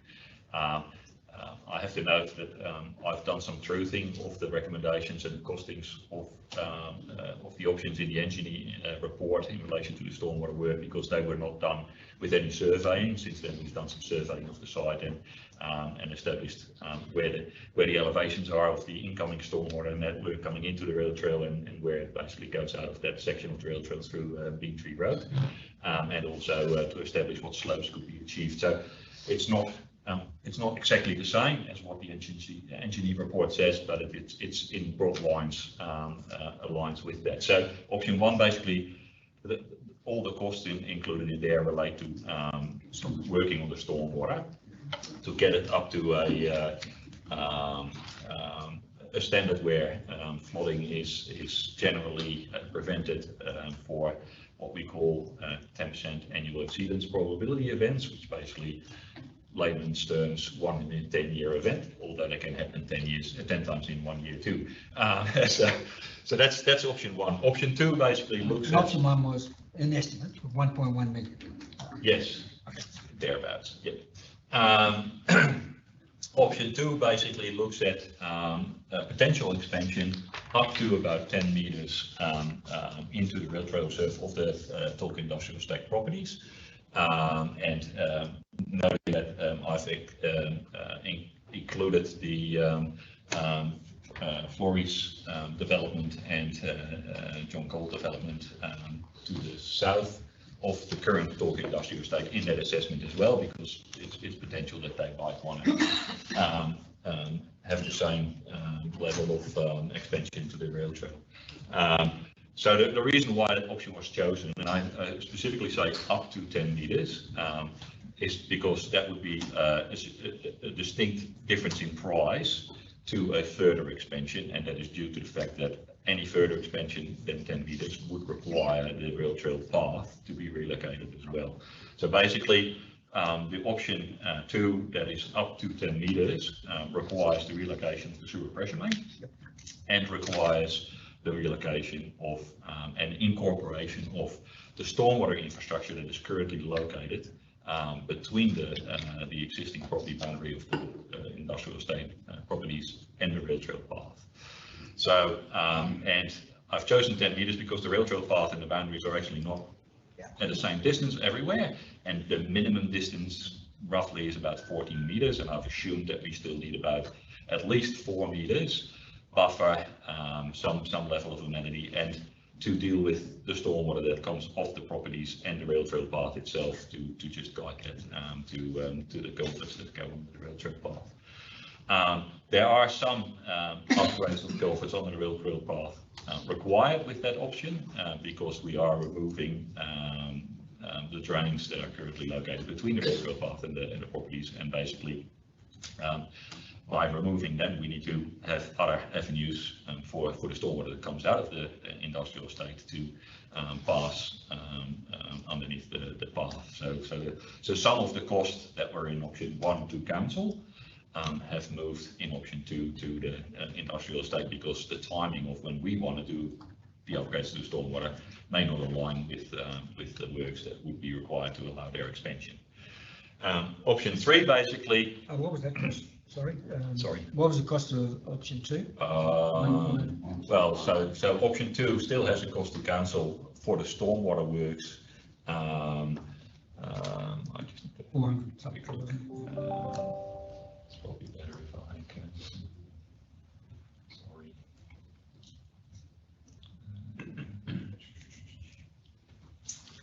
Option 2. So option 2, if we assume that 1900 meters of, so that it applies to all the properties. So that the stormwater and civil works for council is still just over $1 million, and for the industrial estate property owners is about $800,000, just below that. But then we also have the additional sewer pressure main relocation works, which are also in the range of for the 1900 meters fair option, about 1.15 million. So close to $2 million for the to allow the expansion. And there are sub options to that where council could contribute to reflect that we also own property in the industrial estate that could benefit from the expansion, and that is explained in a separate table. I think there's about an $80,000 to $132,000 difference in relation to that. That's good. And then we've got option 3. So option 3 looks at expansion beyond the 10 meters, which will include the relocation of the rail trail path through by determining how much space we need to be able to in the future upgrade the stormwater within the Menty Road and Rail Trail Reserve to meet the 1 in 10 year requirement, flooding requirements. I've developed that at most we could allow expansion of about 15 meters of the Tulk industrial estate. That would also then meet the requirement that DTMR has provided us that they want to have an unencumbered space for the rail trail reserve of at least 10 meters where there's no major stormwater infrastructure or council infrastructure like sewer mains and water mains and big stormwater drains within that 10 meter space. So 15 meters would be the absolute maximum achievable. It doesn't mean that you have to go to that extent, but that's just what I worked out. Similar process, so that resulted in a cost for the sewer relocation, which is almost the same. It just means that the sewer needs to go a little bit further to the side, so the length of the sewer that we need to build increases a little bit, but roughly those dollars remain the same. But there is obviously a higher civil cost because of the work that needs to happen with the rail trail path itself. So if I look at that, so again for the which one is this? Sorry.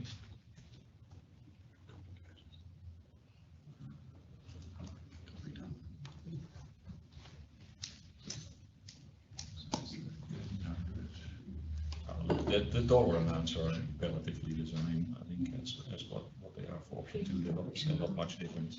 Yeah.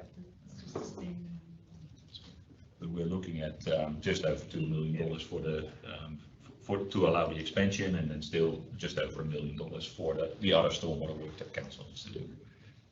Does that answer your question? Yes, thank you very much. Councillor Cardew?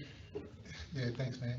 I mean, I just want to reiterate, I know this is just for receiving and noting, but given the fact that if the Tulga industrial estate property owners come back and say, no, look, we're no longer interested, it's going to cost too much, etc., then the plan's dead in the water. So, I'm suggesting we just leave it sitting here until next meeting in October, so that the engineers can get all the information from them, and then again move forward with some positive recommendations. Oh, just Councillor Cardew, if we receive this today, it doesn't hinder anything that might happen next month. We're just receiving this as information. This is the most up-to-date information that's been compiled by Mark and other officers to tell us where we're at. So it doesn't hold us back. So in your version control in the second page of your document, you got adopted by council, waiting for it to be filled. Should that be received and considered by council on a particular day? That could be changed to those wordings here. It's fine. So my proposal would be, if I may, through the chair, to await the feedback from the owners. I've received some, but I'll summarise and consolidate once I've received all of that, and I'll provide that to council, and I'll update the report. And if council then wants to, we could table it again for further discussion. So everyone's clear, all the property owners have received the report, they have the costings, or the costings. Yeah, if all my email addresses are correct, then I believe that they've all received the reports. Yes. Yes. Okay. So they're going to come back to us then? Yes. Yeah, just through the chair, yeah, just briefly going on from what Councillor Hodge just said, and what the GM just said. When I was talking to the person we nominated as being their spokesperson, he was fairly confident that that information had been provided to all of the relevant business owners, and he is expecting that this matter will be brought back on the agenda once all that information is provided, as are the people from the Rail Trail Committee. One thing through the chair, just a point of note. I just want to. It's in the report, but I think it's crucial to understand for the council the timelines. We've received advice from DPMI that they would like, well, they expect that this matter and any outcome, negotiated outcome with the property owners, if council would go that way, would be achieved before the caretaker period commences, and otherwise they would, to be able to provide certainty to the community and the users, they would consider the matter closed. I just want to make sure that that's properly understood. Yeah, I think that would be the desire of this current council too.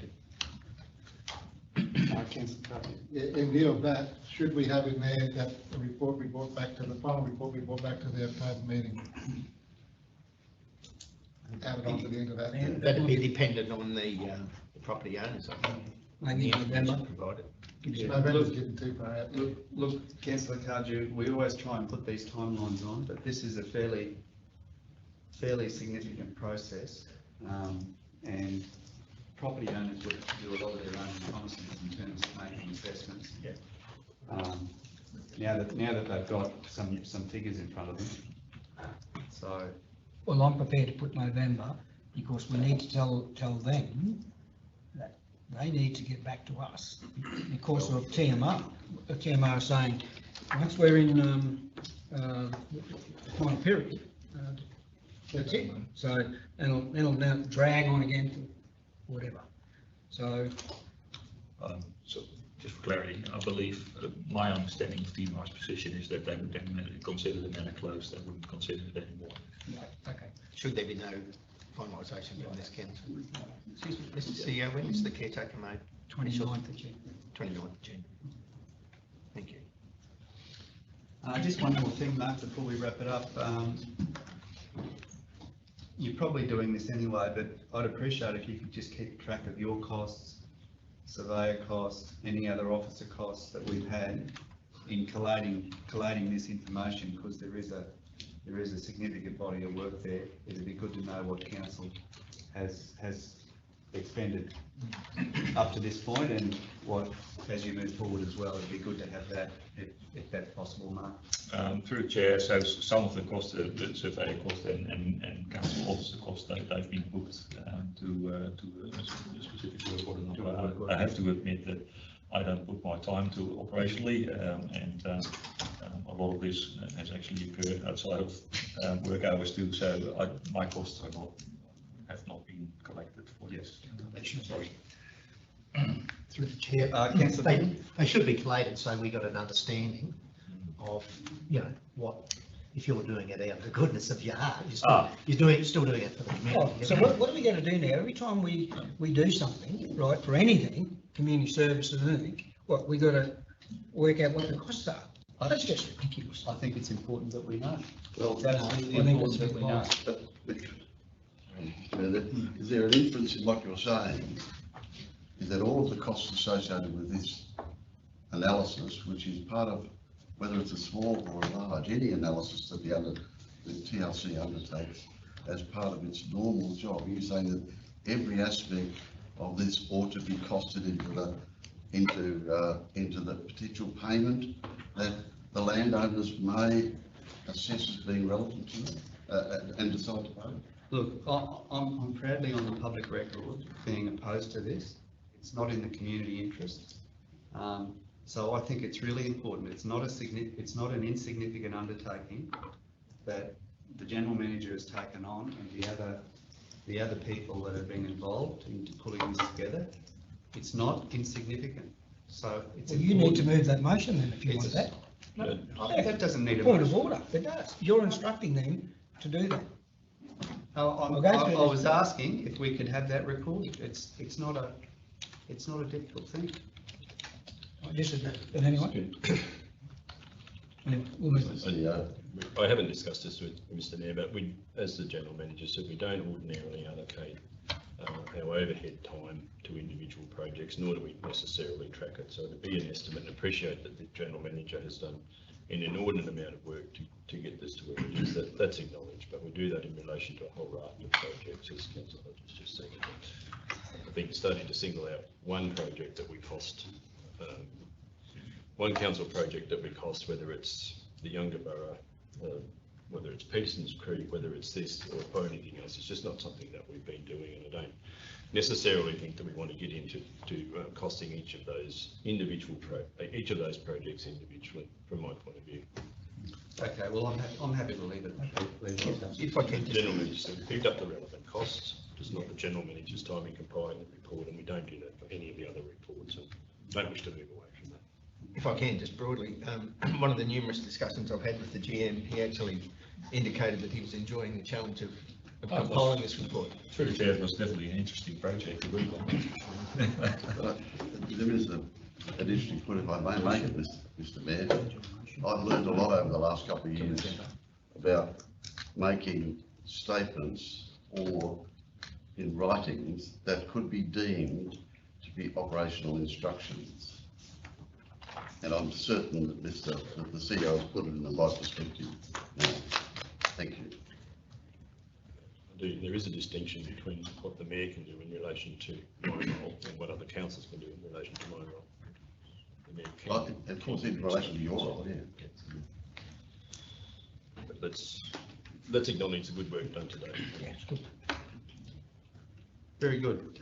Councillor Wilson. Yeah, just finishing, yeah, through the chair, the deputy mayor raised an issue before regarding timings. Just wondering if we can add in there that advice come back to, or that it comes back for final determination in the November meeting. I think that's appropriate. It gives Jim a Well, I consider that we need to put something in there because we are running out of time. But I'd be happy to hear from Mark if he can get it to either the October one or the November one. So through the chair, I think it's been mentioned before. I think the ball's in the owner's court at this point in time. So if council makes a resolution to have it taken back, I'll just advise the property owners of their timeline and encourage them to provide their feedback on the report and the recommendations to me as soon as they can. And then it's on there? Yeah. Yeah, thanks, Jackie. Okay, councillors, I think we might be done on this one. Those in favour of the officer's recommendation?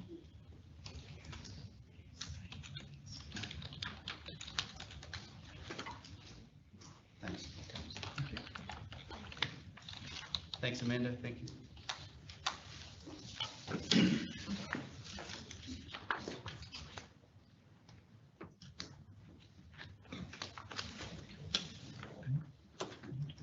That brings us to, just wait for Councillor Hayden.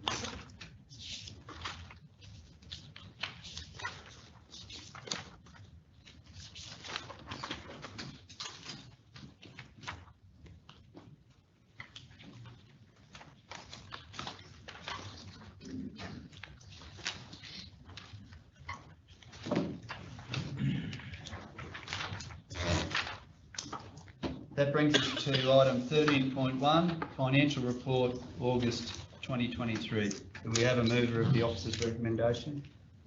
Councillor Hodge, Councillor Clifton, Councillor Hodge. Thank you, Mr Mayor. Just before I go to the amendment of finance, it's great to see, I think we're tracking on budget, which is really good.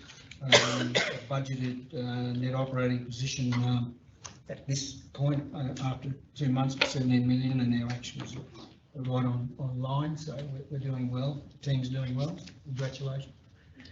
The only other question I have is, as we all know, in your statement of comprehensive income, the levy on rates and charges is in there, and people who don't understand that think that the whole 27 million has come in when it actually hasn't. That is shown in the actual letters in the rates and charges side, where it's 25 million for the current, which is very good. And at this point in time, I would have to say is the rate notices have just gone out, and we've got $10 million in, so it's probably prepayments and all that sort of stuff.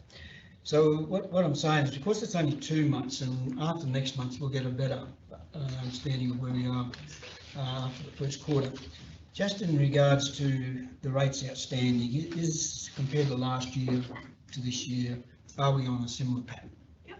So if I may, through the chair, the current rates and charges are actually due today. Since the date of this report, over half of the amount issued has already been paid. We typically do see a larger payment made today, which will catch a lot of that up. From this point in time compared to the same point in time last year, we're actually 0.2% a bit higher in outstanding rates than what we were previously. However, at this point, the same point last year compared to this year, we have many more active payment plans in place. So people are taking initiatives, and we've got some really substantial payment plans in place, which are bringing that debt down, which is great to see. That's all I have. Thanks. Very good. Councillors, Councillor Clifton. Thanks, Mr Mayor. I'd ask the council to go to page 181. orders raised on a non-local supplier. The line, Department of Natural Resources, Mines and Energies, maintaining the valuation role, $127,000. I'm inquiring as to what that item actually is.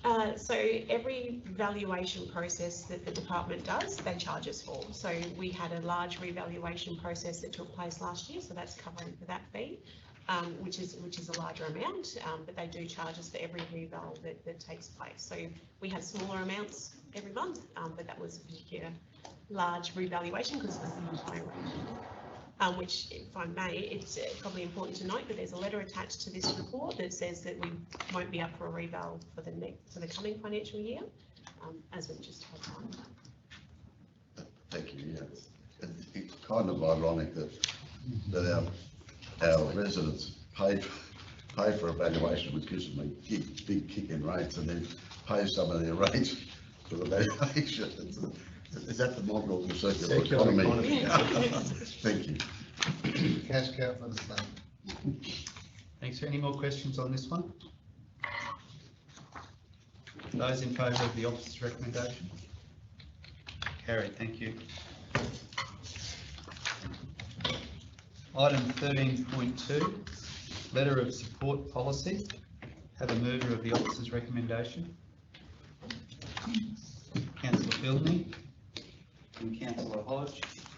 Councillor Billney. Through the chair, I've just got a question in relation, which is not stipulated in this particular report. It's when community organisations approach a councillor to provide a letter of support, which is not on the official TRC letterhead signed off by the mayor, but it's the support from a divisional councillor. Is that encompassed in this letter of support policy? Through the chair, no, it is not. So current delegations for signatories are through a delegation approach. So the mayor signs off on our letters of support with regards to a personal individual. So that would be signature required as per any other role for a councillor signing something as a councillor. So relevant delegations regarding that. So there's two elements. One is if you're signing a letter on behalf of a councillor and your commitment to representing TRC and the implications aligned to that, and the other is you as an individual signing a letter of support. So it's confusing because you're indicating signing a letter as a councillor but not on TRC letterhead. So I'd need to get clarification. So anybody's able to sign a letter on their behalf supporting anybody as an individual. When it comes under the realm of you signing as a councillor, not on TRC letterhead, I would have to defer to somebody else. Yeah, I can take that on notice, Nicole. Yeah. It's most of the replies that I've had to do were based on email. So yes. Returning an email saying, yes, I support this particular project or initiative yeah. as a divisional council. Yeah. Yeah. So through the chair, I think the policies obviously are council's direction to officers as to how you'd like us to do things. If that's something, I think a better way to approach this might be if this is something that councillors of a mind to support as being something that councillors can do, then we can go away and have a look at how we can do that. So if it then would require a delegation change or some other amendment to the policy, we could then let council know. So I think rather than asking the question, can you or can't you, if that's something that council is of a mind to doing, then let's have that advice and we can go away and find out how you can do that and make sure that it's okay. Councillor Kaju. Yeah, thanks, man. I think that's a great idea because I think there will be times, there has been times where an individual councillor can give support to something on council letterhead, provided it's articulated that's their view only. So I don't see a problem with it, and I'd welcome our officers to go away and produce a document where we could use and sign as the individual councillor, provided that the view is clearly stated is the view of that individual councillor. think it's a great addition. I also have two other questions for Nicole. One in part 4 of the proposed policy, it states here that TRC will assess, respond to all requests for letters of support in a fair, equitable and timely manner. Why can't we put a time frame on that? Through the chair, responding to your question, Councillor Cardew, we currently have a policy that indicates a 6 to 8 week timeframe, which is against our adopted customer experience standards. So across the organisation, we have adopted a set of standards that indicate timeframes of when we would respond to someone. So that is 10 business days to get a response. Doesn't necessarily indicate the closure of your matter within 10 days, but we'll definitely respond, and there's a shorter time frame with regards to a customer request in that space. So we've already got a time frame specified in our overarching customer experience standards, and whilst the current adopted policy has a longer time frame, that was because of the need to interact across the organisation to get multiple inputs for something, particularly when it's a request for a letter of support for an activity on council controlled land. In reality, we get a request on a Wednesday for a letter of support on a Friday. So that's why we've kept it broad to indicate a timely manner. If someone indicates they would like a request by a certain date, we will definitely endeavour to do that. But our customer experience standards indicate 10 business days, which would be applicable for any request. So can we have that 10 business days put in? I think we need to have it in there. So through the chair, if I could. We'd like to, so we have a focus internally on measuring and improving our response to customer requests. So we are measuring, we've set a commitment, we're measuring how well we do that. It would be easier for community and for council, I think, if we have one place where we identify what our response times are, and that being the customer service standards. I think that perhaps what we could do here is say that the time frame would be in accordance with the customer experience standards. So a response in accordance with the customer experience standards, an actual completion of the letter will depend on the complexity of the request, because that just notes that some letters actually have to go through the community project request process, because it's not just a matter of creating a letter. So we don't want to create unrealistic expectations, but also want to provide clear guidance as to what the commitment is. So if we said completion in accordance with customer experience standards, response in accordance with customer experience standards, and actual completion depending on complexity of request. Would you be happy with that? No, I want to see the time frame. You want to see an actual, so you want us to say, so response in accordance with customer experience standards in brackets currently 10 days. Would you be happy with that? I want to see the time frame in there, and 10 days is, if that's the standard, that's fine, because every week, without fail, I am getting emails from somebody saying that I put this request in for this, or I asked for this, and I haven't had a response, and that's months down the track. So if we're making new policy and we're trying to take away red tape and all that sort of stuff, let's just put a time frame in there. We can be referred to, simple. So through the chair, absolutely agree. I was just trying to say we'll just have it written in one place, so we're not having to refer to multiple places, but we can certainly, that's the... Yeah, 10 days, I'm happy with 10 days, because like Nicole said, on numerous occasions, people put in a request on Friday and want an answer on Monday, and that's just that's just the way organisations, they are, supporting organisations, whoever it may be. They come up with these ideas, put in the grant, leave it to the last minute. Oh, we haven't got a letter of support from council. Can you please give us a letter of support? So I'd just like to see it tightened up a bit if we can, and to give some comfort to those other organisations applying for the grants. So through the chair, I think that regardless of the time frame that we put in there, where the letter of support request is simply a letter of support and doesn't require that community project request process to be followed. We are, I think, we do a really good job, officers do a really good job of getting those reports out within the time that is requested. So, and really would it take 10 days because as you know, it's rarely 10 days provided.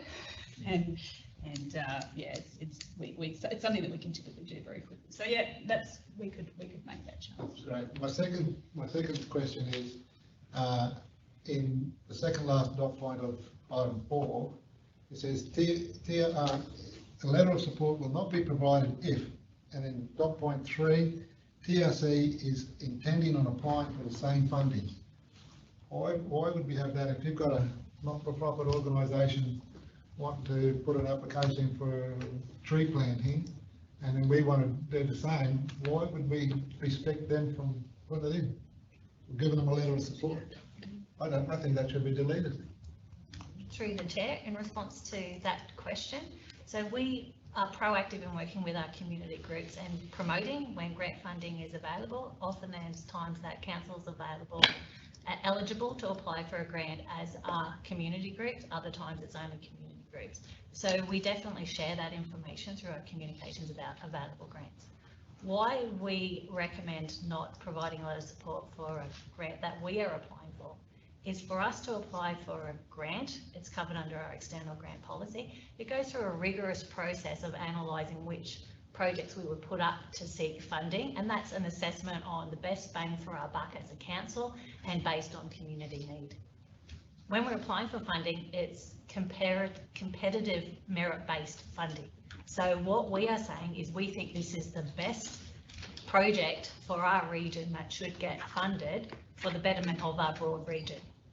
If we're going and providing a letter of support for a group that is also applying for the same funding, we are then in competition with that applicant and therefore potentially diminishing our opportunity for the merit-based selection of our project over the community project that we are supporting. And there has been instances in the past where we have provided a letter of support for the same funding, and the funding provider comes to us and says, what's your preferred project?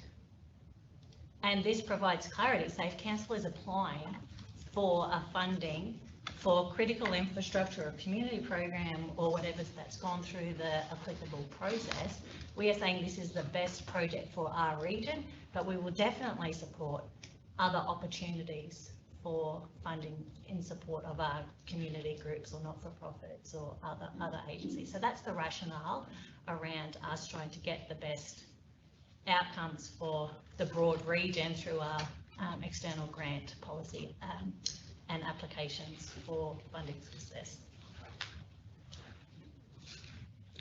Councillor Hayden. So I want to ask a question. So is 10 days realistic? Because if I wanted to build a shed on the council's property and I'm going to go through funding, well then there's a bit more to it than what you think, because we then have to put it on council's books because it actually belongs to council. So does council want to inherit all these sheds with it? And in 10 days sometimes, and if you're going for a shed you have to do quotes and everything else. So to me, you know you're going to get that, you're applying for that. And then it costs council forever and a day, and we pay for the repairs and everything on upkeep. So to me, I think it's a bit easier said than say 10 days. Through the chair, if I could. So correct. So that's the that's where the community project request process comes in, because council has provided some direction to officers around the desire to not be continually creating new assets. So that's why I suggested the response would be with it. So the response to the request would be within the 10 days. The complexity of the request might then mean that the actual letter needs to go through that community project request process, and will take, depending on the complexity of the request, will take whatever time that takes, but certainly that we can respond within a 10-day process. And if it is just a straightforward letter of request, it could be the letter that is provided. If it's not, then it'll kick off that other process. No, you're right. Councillor Hayden. Next question. So quite often I get a phone call to support funding through the gaming fund mainly or clubs that aren't even on council land. Are we allowed to do that? Because I've actually done that. But everyone knows, but I mean, so it's no onus on council. They don't own the land, they'll never own the building, so we're not allowed to do that either. Are we allowed to do that? So through the chair, so we do provide letters of support to community groups where council has no actual interest. Yeah, I think that's really where I was going with my question, and if we can develop and formalise that, I think that would be a great step. Yeah, so we do, sorry, through the chair, we currently provide letters of support.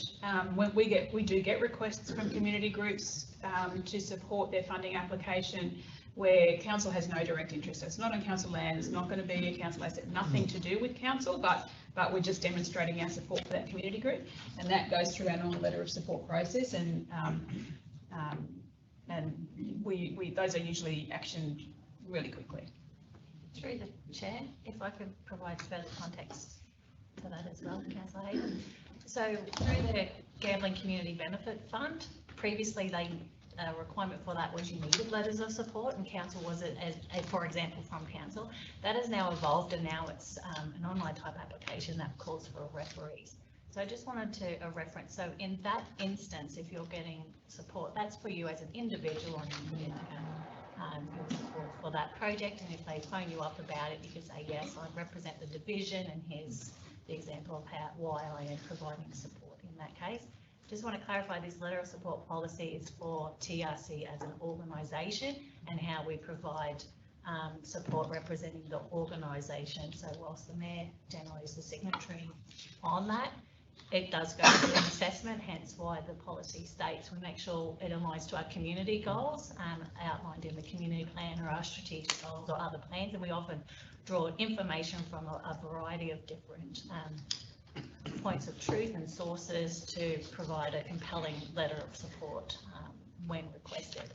When we're doing things which go through the community project request, and as identified, the complexity then brings in a lot more information. So your example about that would have a lot more detailed process, and therefore a letter of support might not be in 10 days because there's a couple of elements. One is a letter of support for the funding, but they also want consent for improvement for doing an element on TRC, and then planning and development and other elements that are triggered from the request for a letter of support. So we want to make sure it's a holistic approach. If we say a letter of support, but it's on council land, here's all the other things that need to be captured and considered as part of that assessment.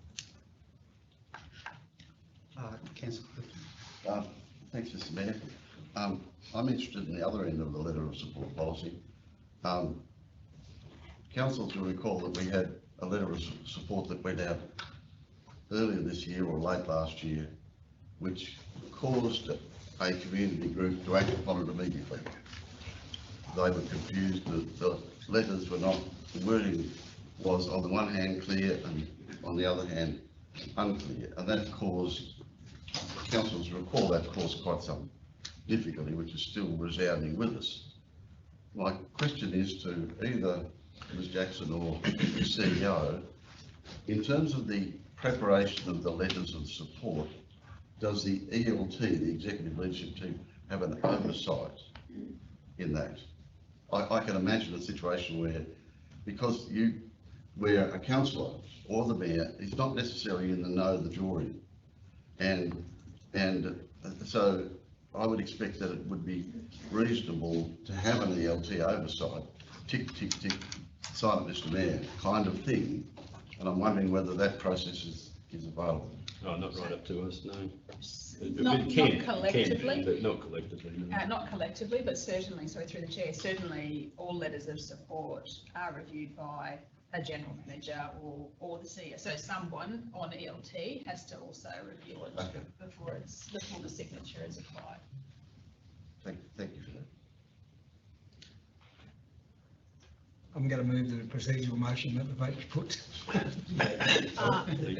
Any more on this one, the councillors? amendment to There's a procedural motion. the completion date? Oh, there's a completion date. I don't think we have to, no. Not on this one.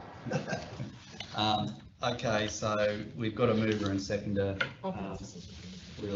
Those in favour of the officer's recommendation? Thanks. Thanks. All right, Is that councillors. with the amendment to the date? Is that what you were voting on? Yes, yes. Yes, so councillors, look, we might adjourn for lunch. It'll give the CEO and I a little bit of time to compare notes before we get on this Teams meeting.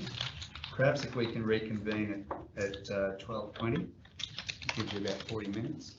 Could you explain to the people here why you need to leave, if you don't mind? Yeah, we're just going to adjourn the meeting at the moment because the CEO and I have a link up with the State Minister at midday, which was not one that we organised, it was one that the Minister organised, so we're sort of obliged to meet with the Minister. So we're doing that at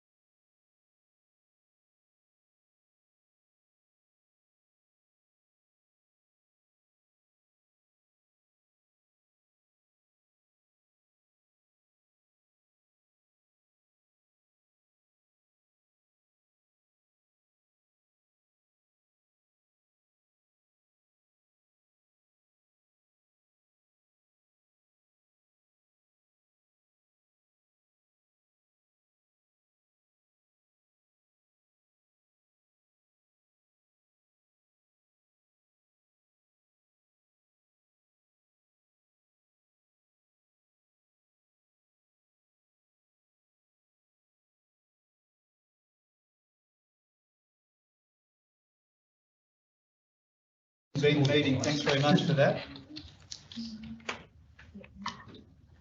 All good? All right. Okay, we'll go to item 13.3, Rural Fire Service Training Room Hire. Do we have a mover of the officer's recommendation? Councillor Wills. Councillor Hayden. Councillor Wills. Yeah, this seems to have been an admission from the original agreement that was struck with the rural fireys. The conditions that are attached to the officer's report, if I'm waiting for it to open again, yeah, they indicate that it's when where are we? The room is being used for training of volunteers. The training is provided at no cost to participants. The training facilities have been booked through the normal procedures, and the Rural Fire Service continue to be a tenant. So the summary of this, basically, just for the people in the gallery, the Rural Fire Service have requested free use of this centre for the purpose of training, training of their volunteers, which occurs approximately 6 to 12 times a year. It just wasn't provided for this condition in the terms of the original agreement, and I think it's fair that the facility is able to be used for a volunteer group free of charge. Very good. Councillors? Those in favour of the officer's recommendation? Carried, thank you. Item 13.4, volunteer management policy. Do we have a mover of the officer's recommendation? Councillor Hodge. Seconder. Councillor Wilts. Councillor Hodge. Yeah, thanks very much, Mr Mayor. Initially, I was not going to support this recommendation, but on reflection and talking to the CEO, maybe it's best I do go to the CEO now to just explain the reasonings behind the change from the old policy to this one. Yeah, thanks. Thanks, Mr Mayor. The General Manager can speak more to it more than I can, but the volunteer management policy, volunteers are basically on a day-to-day basis really supplement what our staff do on a day-to-day basis, and we seek to be consistent in how we manage our volunteers. The previous policy was quite old. Moving this to an administrative policy is not seeking to take away any responsibilities from council. It's more to align the policy with where the activity takes place in relation to day-to-day management of volunteers. It's done by the staff effectively, and I don't want to be provocative, but I don't think council would have ever had any cause to refer to the volunteer management policy, where as staff we refer to the volunteer management policy on a reasonably regular basis to see what it says, and we want to properly ensure that our volunteers are correctly onboarded, that we meet all of our workplace health and safety obligations, and that may mean that the policy from time to time does need to be amended as WHS legislation, etc. changes. It changed significantly this year with the introduction of psychosocial risks, which are a new area for us to manage from a workplace health and safety point of view, and our volunteers are not immune from potential exposure in those areas. We just want to put the policy where it rightly fits. And I just asked that the General Manager who was working on the policy, any other comments to make? Thank you. Councillors? Those in favour of the officer's recommendation? Carried.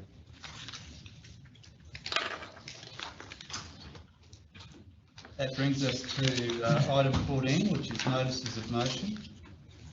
So item 14.1, notice of motion, Councillor Peter Hodge, Menthe Road closure. Councillor Hodge. Yeah, thanks very much.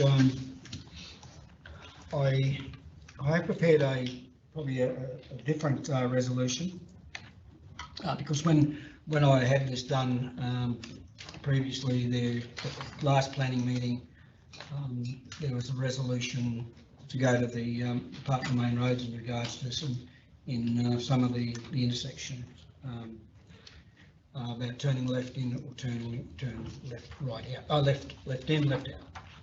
That's the only way. So, but in my view, and in the information that received from the manager of roads and transport, it is absolutely dangerous. And probably in hindsight, we should never have allowed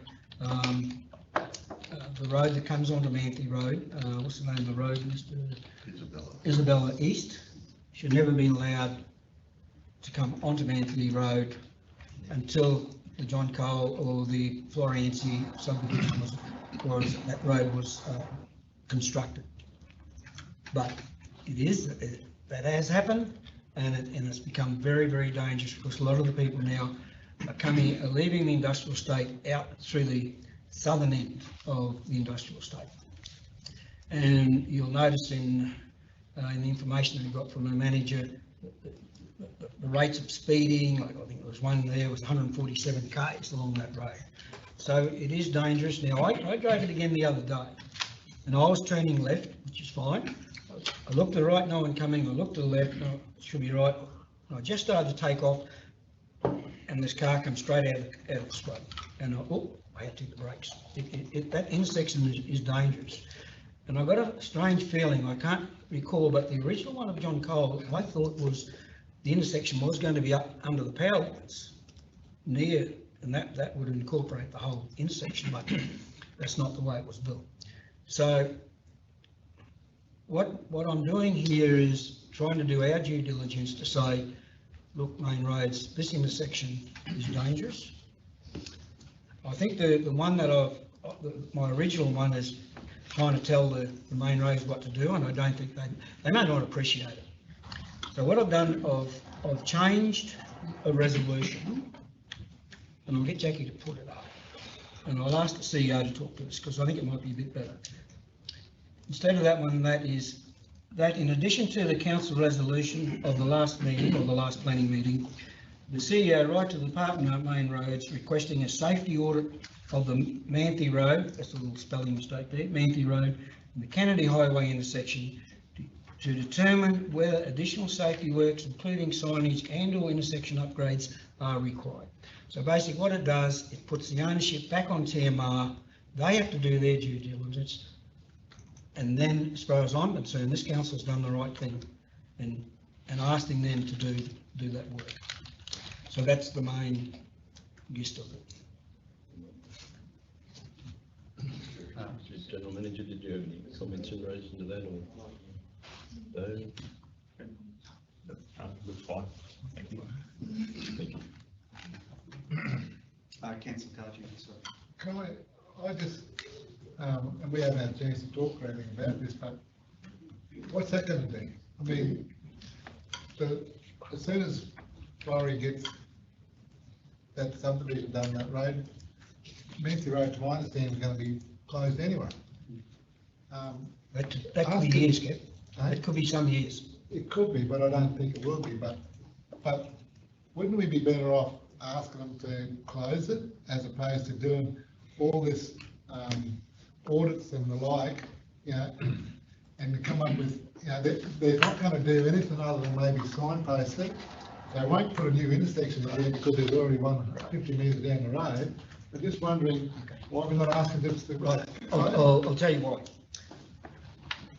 why I changed it, is that when I was in Brisbane last week, when the planning meeting was on, one of the family groups there, on the other side of the family, there was an actually TMR engineer who works in this field, and I spoke to him, and he said, like, and he said, oh, we don't go on common sense, we go on data, right? And we need to do the data on it, and you need us to get the data and do the safety work on it, and that's the best way to go. So that's why I changed the resolution. We've got data now, haven't we? No. Not on the intersection. No. So through the chair, so obviously we don't have a safety assessment of that intersection. It would also be not our authority to do a safety assessment on that intersection because it is a main roads intersection. If I may through the chair, I actually think that this approach is smarter, because if we just ask for the closure and they just say no, then nothing happens, and we'd have to ask another question. This is a more broad question where we're inviting them to do some analysis and coming back to us with a recommended solution. So yeah, I think this is a good way to deal with it. Councillor Wills? Yeah, thanks. Yeah, through the chair, Councillor Hodge and myself have had some discussion on this, and I've been talking with the officers. And I thank you for the traffic counts and the data that's been provided. As it was mentioned before, on the long stretch of Menthe Road, there was a speed of 147. There's also a speed of 117 on Isabella Street East, which is a bit scary, but that just proves you can't take away people's stupidity when you drive. When this matter was raised at Traffic Advisory Committee meeting the other day, there's little data available at all to support the fact that the intersection itself is dangerous as far as traffic crashes go. But interestingly, the traffic count, 815 vehicles per day, average weekday, with less than 1% of those being semi-trailers. So it's not the heavy vehicles that are using that stretch of road as much as perhaps we thought it was. So I fully endorse the way that Councillor Hodge is going about this and why he has changed the motion that he's putting forward. And I agree with the GM. I think this is the better way of going. Very good, councillors. Do we have a seconder for Councillor Hodge's motion? Councillor Wills? Yeah. Councillors? Councillor Carter? Can I just ask one more question? With regards to the first part of that, the resolution that was put up at the last planning meeting, have we been in contact with TMR about the left in, left out? It was discussed briefly at the TAC meeting last week, but at that stage we were still waiting on the traffic count information to come in to give us an idea of what volumes of traffic are heading down Menthe Road. Yeah, so we're sort of waiting on that, and that's just come through yesterday, the day before. We need some support. We need some support data to approach TMR, and look, now that data is available along with the motion that's before council, I think it's a much stronger argument. I mean, I'm supportive of this information, but I'm also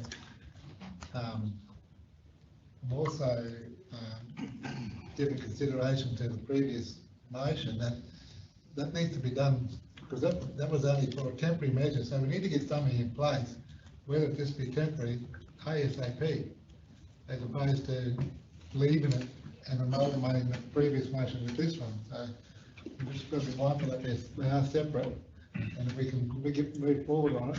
So through the chair, I think that it's possible with this motion, because it does say in addition to the resolution of the last meeting, so we could still, with the traffic data, write to TMR as agreed in the TAC meeting as well, to basically propose a temporary left in, left out while they conduct this work, and ask for the same for both things in the same letter and get them to respond. So I don't think that excludes it. And TMR are expecting that correspondence. Any more questions on this one, councillors, or comments? Okay, those in favour of the recommendation that's on the screen then? Carried.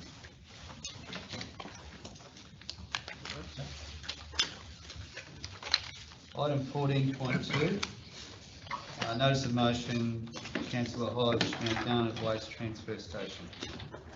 Councillor Hodge. Yeah, thank you. I'd like to move that motion, then I'll speak to it. Thank you. Do we have a seconder for Councillor Hodges? Councillor Hayden? Councillor Hodges. Yeah, thanks very much.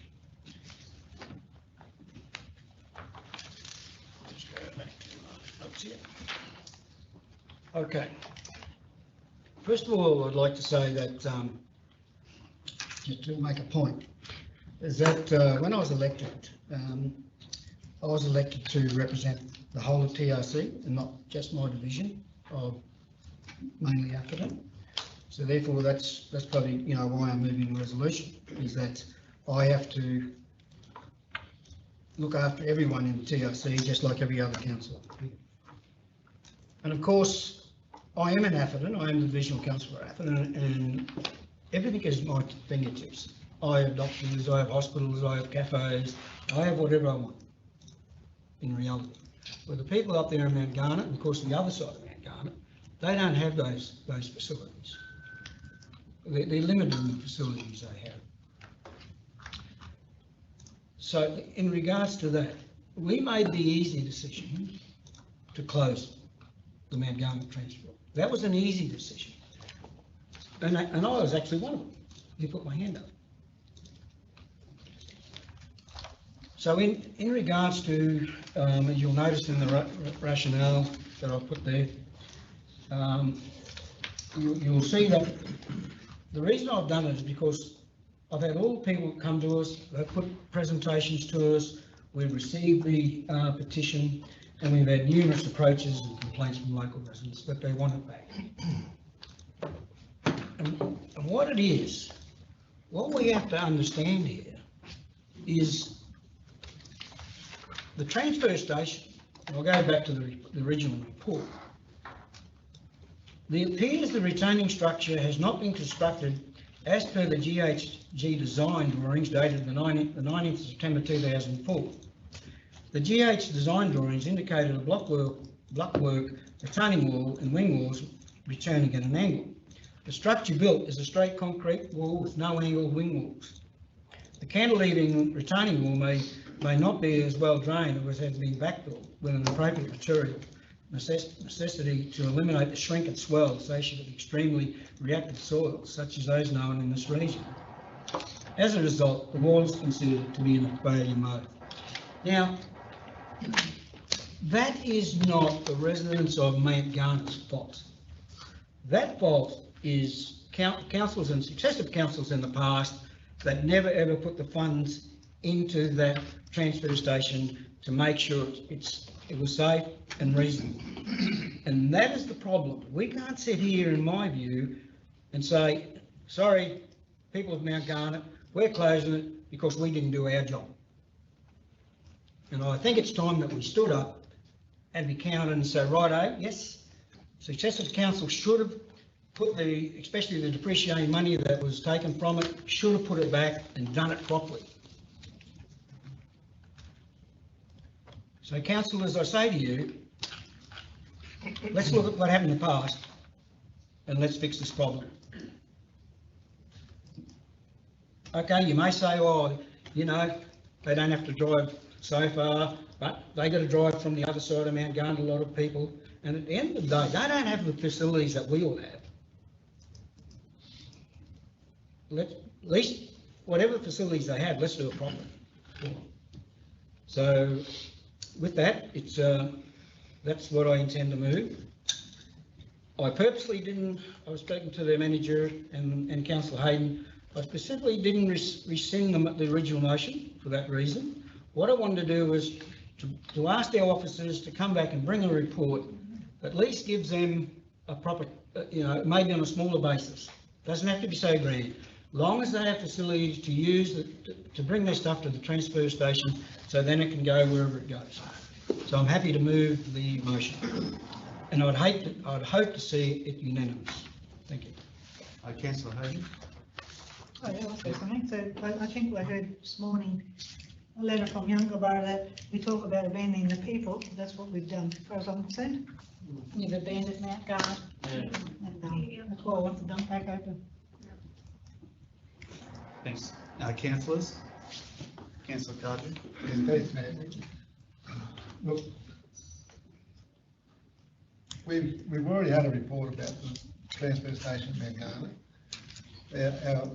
Our manager has given us all the stats on the utilisation of it, the distance to the next one, which is Alcatraz. We've already got all this information and we've made an informed decision. We've had a service level review undertaken and still in the process of implementing those reforms. And it says we've got to cut down on our facilities right across the board, not just Mount Garnet, but everywhere.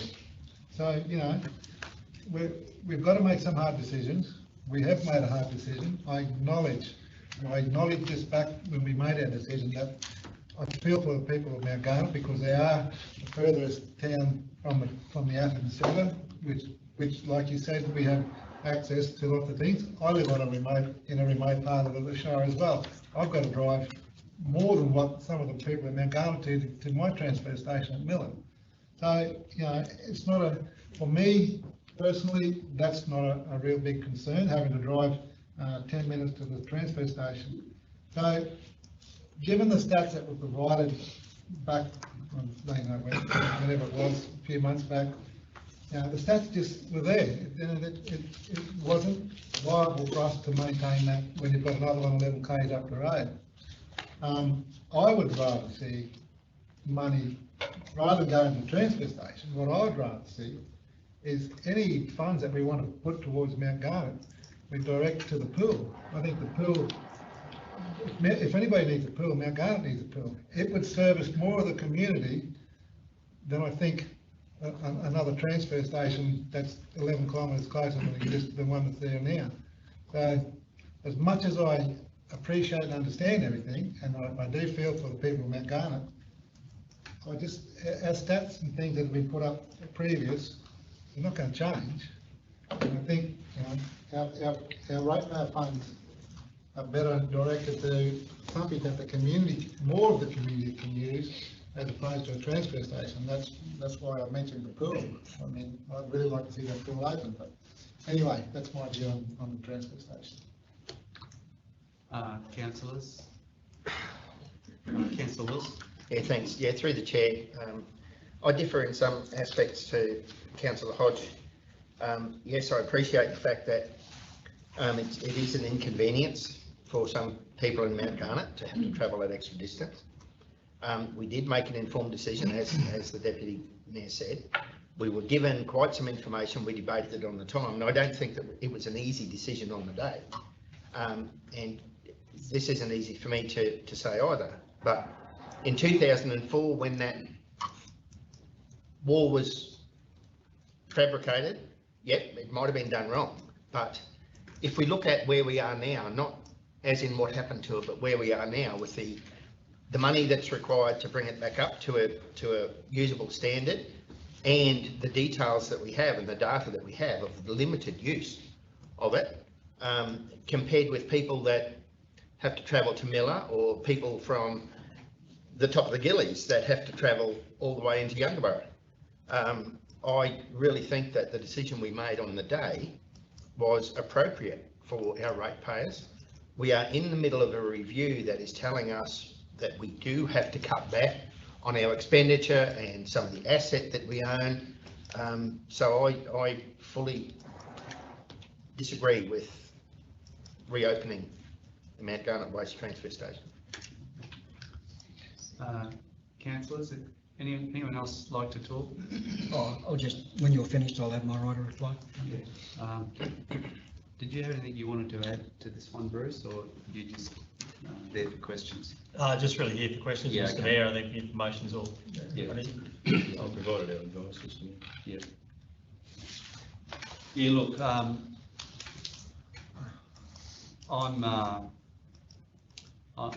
with Councillor Wilson and Councillor Cardew on this one. I think it's a hard decision, but we made that decision on the best information. And there are other towns in the TRC that haven't got transfer stations in towns. And I drive more to go to the transfer station than many of the people in Garnet would do. Further distance to go from my place to the transfer station. So, you know, it's not unusual, but I understand Garnet is our southernmost furthest town, so I get that. But yeah, look, I can't support Councillor Hodge's motion. Councillor Hodge, to you. Yeah, I'll just finish my right of reply. I'd just like to read a part of the submission that the people of Mount Garnet gave to council. The community and a number of councillors' reflected concerns refer to the video recording of the meeting surrounding the closure, and the following key repercussions are summarised.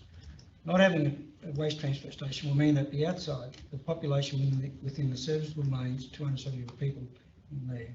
There are as many people on the outskirts. In the 2016 census, Mount Garner had 430 people. They rely on the services of our town. Subsequently, these people need to transport their waste further. It could be in excess of 40 k's to the Hot Springs Waste Transfer Station. There has been many consultations for these people to date. From an occupational health, environmental and security perspective, there are a number of issues that need to be articulated. I could go on, but what I'm saying is, this is a tough decision. The other one, in my view, was easy. These people who live out in the outskirts, way out there, they're in our agricultural or the large grazing people, and they're a part of our economic community. So I think you need to look after them and rely on them and give them their due service. So glad to move the motion. Those in favour of Councillor Hodgson's motion? Carried.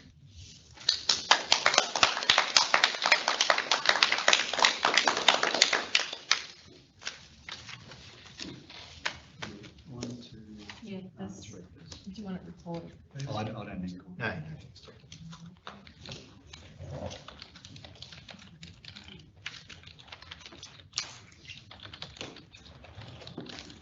Okay, that brings us to 14.3. Notice of motion, Councillor Clifton, Big Street crossing and disable access to the public toilets at Bruce Jones Park, Youngborough. Councillor Clifton. Thank you, Mr Mayor. I'm the mover on it. Do you need to seek a... Yeah, we'll need a seconder. So do we have a seconder for the motion that's up on the screen there? Councillor Wills? Thanks. Thanks, Mr Mayor.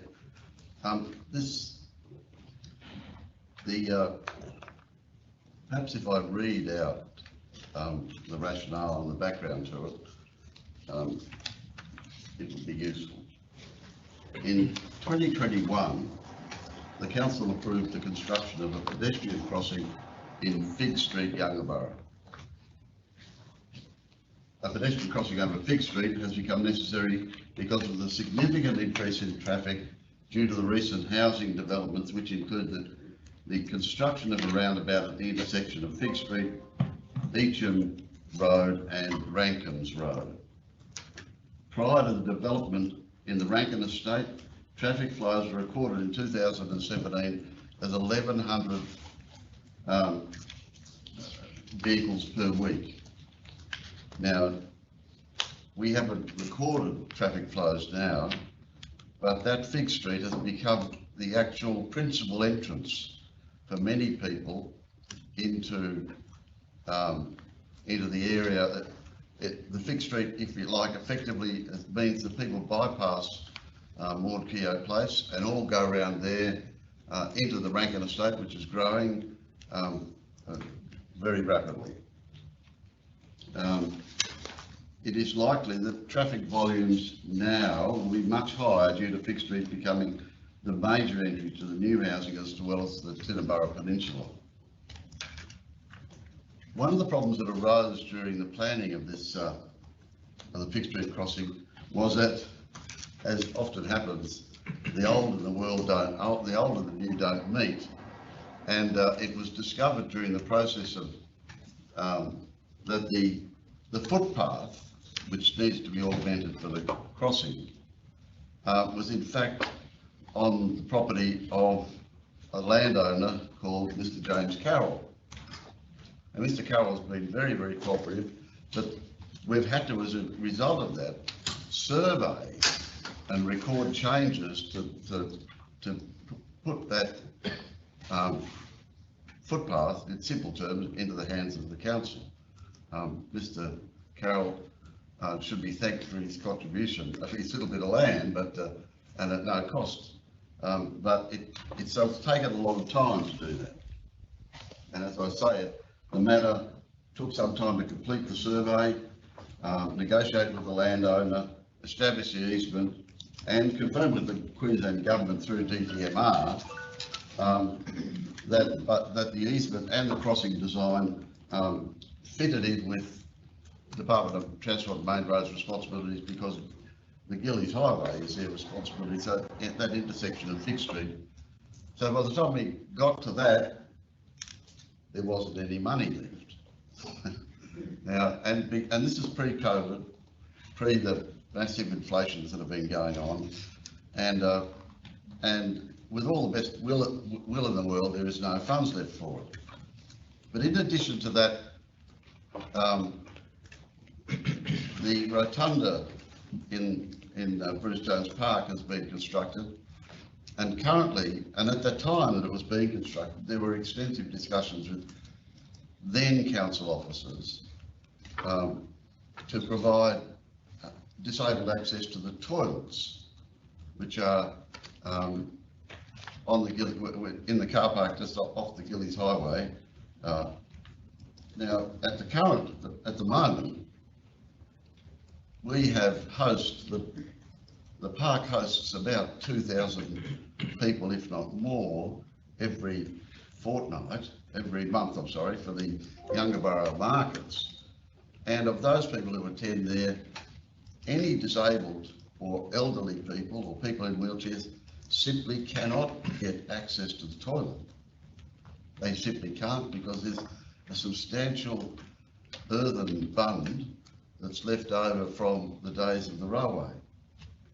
Now, it was hoped and planned with all the best will in the world that there would be sufficient costings available through the Fig Street crossing to be able to complete the concrete paths and the changes necessary to give access to the toilets in Bruce Jones Park.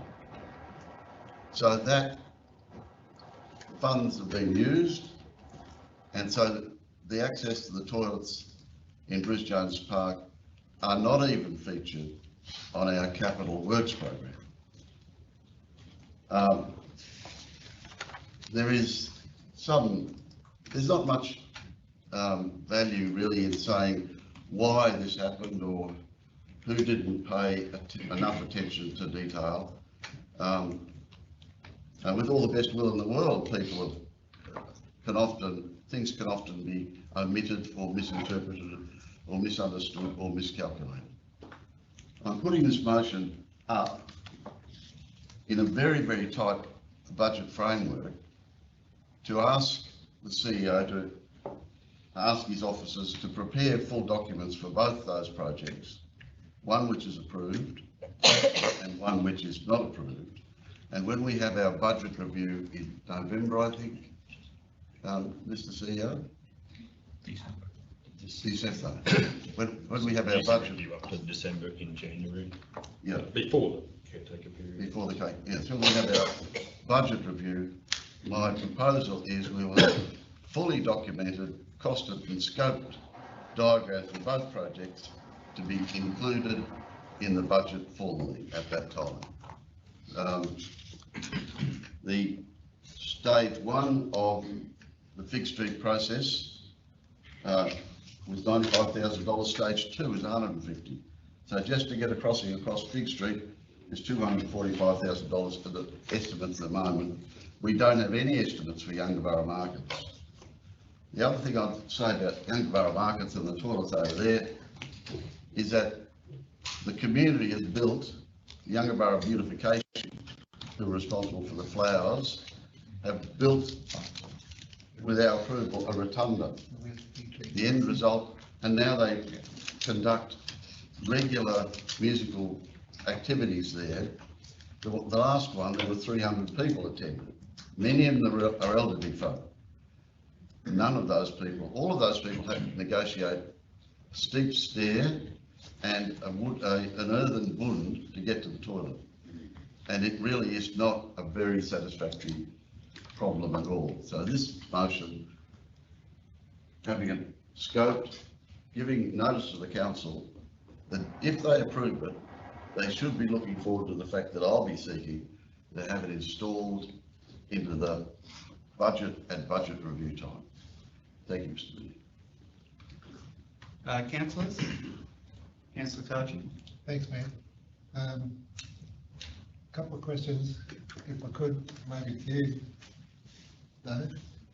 The Fig Street pedestrian crossing, I thought we approved that some time ago and was 3 years ago. And this hasn't been done, or? No. Through the chair, if I may. So we had it in two previous budgets for design and delivery. As the councillor has rightly explained, there were some difficulties around actually locating the crossing in the right space, and also in relation to part of the existing footpath being on private land, which basically prevented us from completing the job in the last financial year. And in the budget deliberations for this financial year, a lot of new work and upgrade work was removed in consideration of the significant budget that we already had. So this project didn't make it into this year's budget. So if council is of mind that it still wants to proceed with these projects, it will have to be re-included into the budget, and I think that's the purpose of this motion. Thank you, sir. It has approached the staff in relation to it, and we've suggested this is the path forward. Where any decision to bring it back is a decision of council, as it rightly should be. Not to say which way to decide, it's just that we want to tidy up our processes for getting projects re-entered into the capital works program, or onto the capital works program in the first instance. Can I just ask them,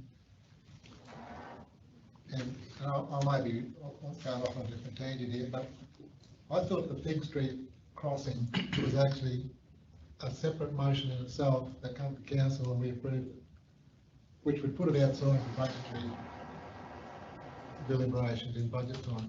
If it was a motion moved in council in a single form, then it's a motion that's on the books. It should be done. Well, am I right or wrong? Well, no, not completely correct. We do have to have funds to do it. And that's so the point. That's always in council doesn't have within its capital works program any money set aside that are not identified for a project. You don't have a bucket of money there that says projects as determined through the year or anything like that. So once council carries those resolutions, then they come into the budget. It was recosted and excluded from this year's budget. Councillor Clifton seeks to have it reinstated. It still sits there. Councillor Cardew, remains something that needs to be brought into the budget. Where's it reflected at the moment, if at all? Sorry? It's not specifically reflected in the 10-year capital plan at the moment. Not, okay. But that's the whole issue. We had the conversation with council because we were still finalising the design and getting those costings, and we wanted to ensure that it gets reintroduced at the right time into the budget. Thank you. In the project, one of the significant outcomes of the last 3 years is our improvement in project management. At the time these budgets were conceived and put forward, this particular item was put forward, they were nowhere near as robust as they are now. And this is an example of an approved project that suffered from a lack of planning and robustness, particularly the access to the toilets, which was going to be included by we'll do what we can. That's an indication from my perspective as a councillor of the way we did business then. But we all know we don't do our project planning like that anymore. Now this is the step we've got to take to get it back in. I have discussed it with senior council staff, and this is an agreement upon approach. I haven't, it's a formal and proper way to do it. Otherwise, it'll never get back in. Well, that was my question. If we've already moved the motion, that's probably a bit I need to clarify. If we moved a separate motion for that particular job, it's already moved, it's there, so. No, the trouble, Kev, is there's no budget for it. No That's money. our problem. That's what this does. Except what you say, Councillor Cardew, it would be there, and at some point we would reintroduce it into the capital works program. This one says bring it back now. That's the difference. Okay. My second question to that, they talk about the disabled path to the toilet block. Is the toilet block built for disability? Is the building built for a disabled person to use? I can't answer that question, councillor Cardew, but my reason for asking for these studies to be completed, if, for example, it says what's the use, that the toilet block is quite old. If it's not capable of coping with disabled people, then it's obviously got to go into the program as well. That's why my motion seeks for both these projects to be scoped and detailed properly, and then brought back to council during the budget review, so that they formally get in within the context of the modern standards that exist. Well, that goes further than they could have a disabled compliant access path to a toilet block that can't accommodate people with a disability. They would probably need to make sure that that's scoped out in this process. Great. That's great. Thank you, Mr. Mayor. Councillors? We've got a motion up there that's moved and seconded. Those in favour? Carried. Thank you.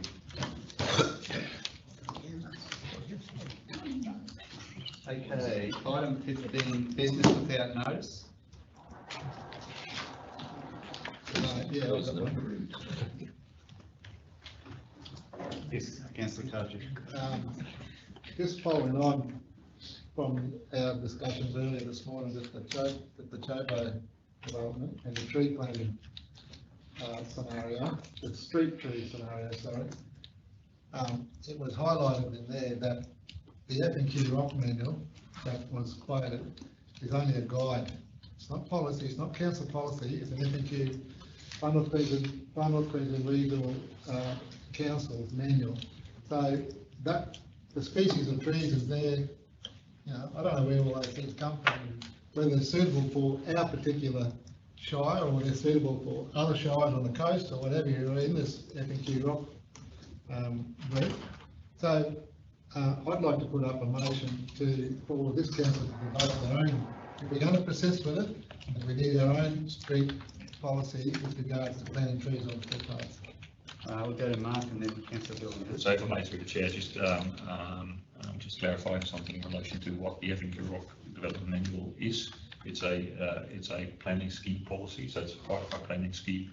And as a policy, all policies are a guide to council. Council can always decide to do something in addition or contrary to a policy, and that's I think what was intended with the message this morning.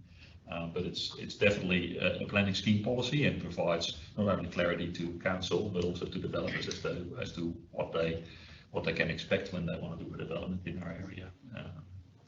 Yeah, through the chair, I just want to reiterate that officers are actually working currently on a vegetation policy, which should be out in the coming months, within a couple of months, I would imagine. So I'm pretty sure that it will be here in time before they start planting.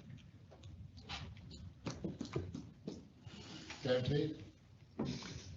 If I may, through the chair, the manager for environment has sent me a draft policy to go to a workshop in the very near future. I just need to have a look at it and it has to go through LT. So it's very close. Thanks very much. Final call, business without notice. Thank you. That brings us to our confidential session, councillors. So could we have a mover to go into confidential, please? Just before we do, could I just have a point of order? I might take advice from the CEO that in regards to 16.4, that 16.4 be coming to the public arena, the open session. If council's of the view to bring it into the open session, then an alternative report would need to be provided. My advice would be to leave it where it is. Council has had the benefit of viewing the investigation report in its entirety. The investigation report and the processes followed there are meant to be kept confidential under the Local Government Act. So to open it now, we could not disclose everything that is in that report. I think now to bring it into the open meeting, having had the benefit of reviewing everything that wouldn't be in an open meeting, it is a little inconsistent. We would also be inconsistent with how we've dealt with the matters previously.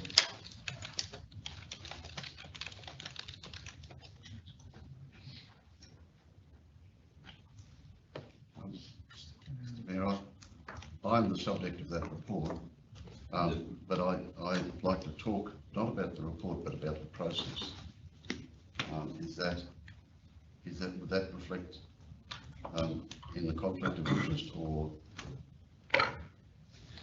It's a little difficult to say, Councillor. It depends where the conversation goes, but ideally we would just deal with it as it is, and the conflicts declare that the commencement of the meeting would apply to the matter, I would think, and it wouldn't be, as I do appreciate you may have comments to make about the process. What we would need to do at this point in time, Councillor Hodge, is set aside standing orders and bring 16.4 forward. Otherwise we're discussing something we shouldn't really be discussing. If that motion were to succeed, then the matter would come forward, would then be in front of us.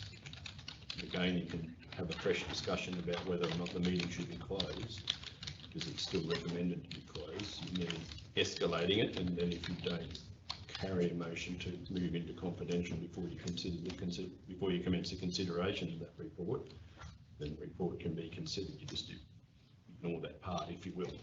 So there should firstly be a procedural motion that succeeds or fails to bring it forward and consider it now. I will move that.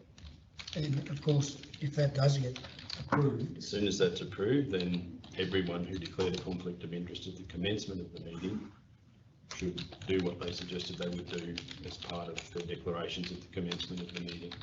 And then we only discuss the redacted report in open. Correct. Well, I'll formally move the standing orders be suspended, so 16.4 comes forward in the open session. Mr. Mayor, in the interest of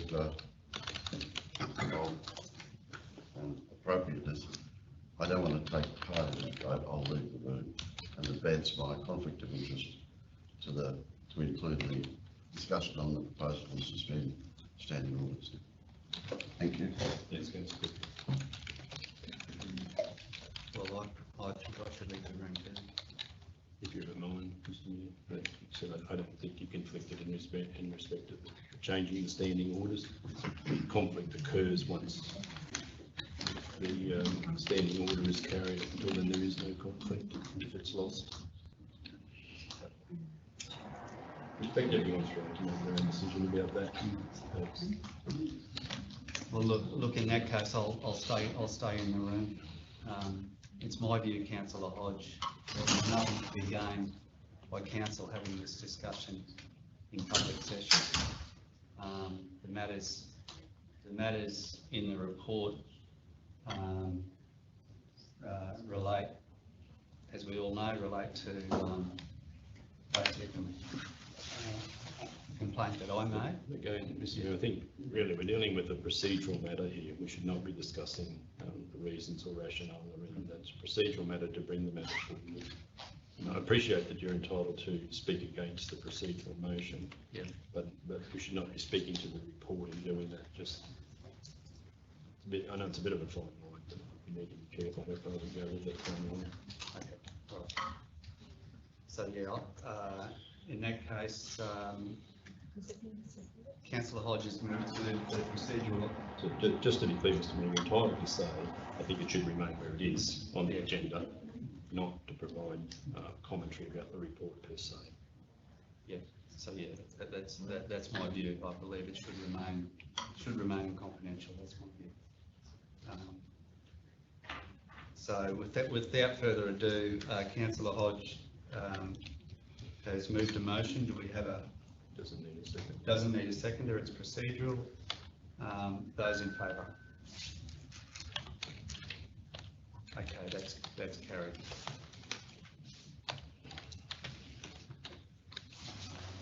All right. So with that one comes forward. And conflicts of interest.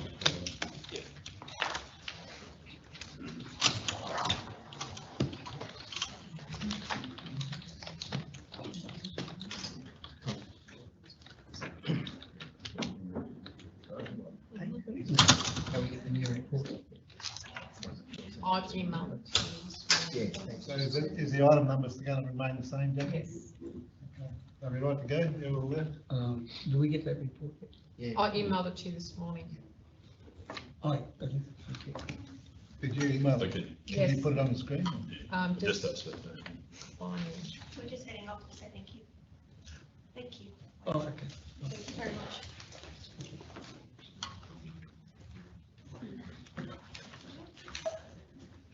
As has been said, this matter is referred to the Office of the Independent Assessor. The Independent Assessor considered a number of matters, dismissed some matters and referred other matters back to Council for its consideration.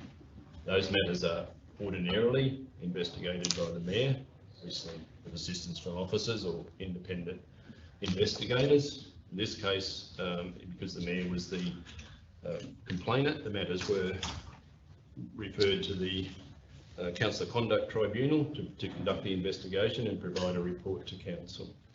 That investigation has determined that there is insufficient evidence to sustain inappropriate conduct on the councillor's part. The recommendation is, move to that first, that the allegations of inappropriate conduct are not substantiated and the council take no further action except to advise the councillor and update the conduct register as required by section 150 DX1B and 150 DY of the Act. So I don't think I need to add anything more.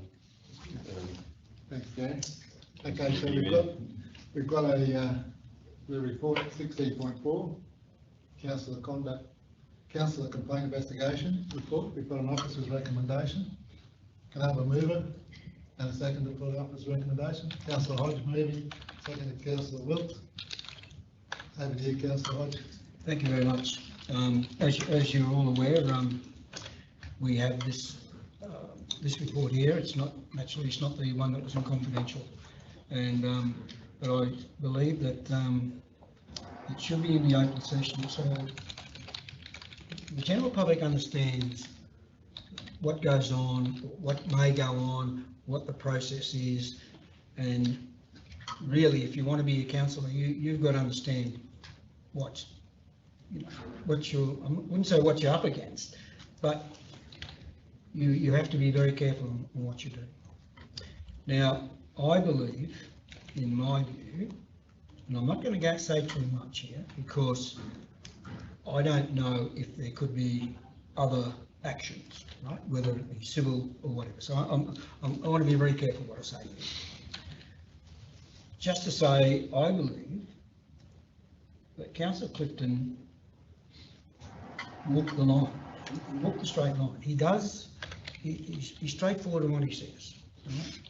And sometimes people may think it's inappropriate. Right?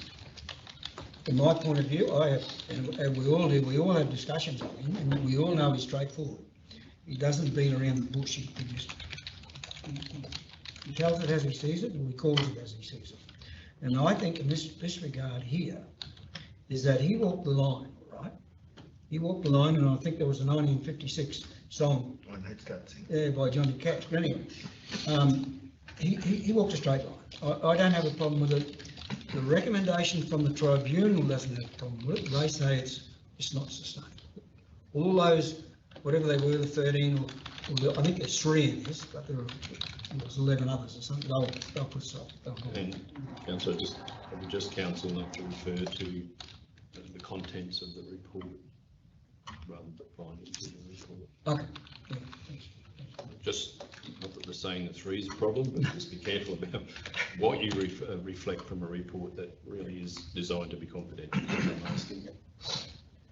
Okay. You don't want to do this process again in the coming months. No, me neither. So just going on, I'll read the summary of the allegation. Summary of the allegation, I think it's up on the board there.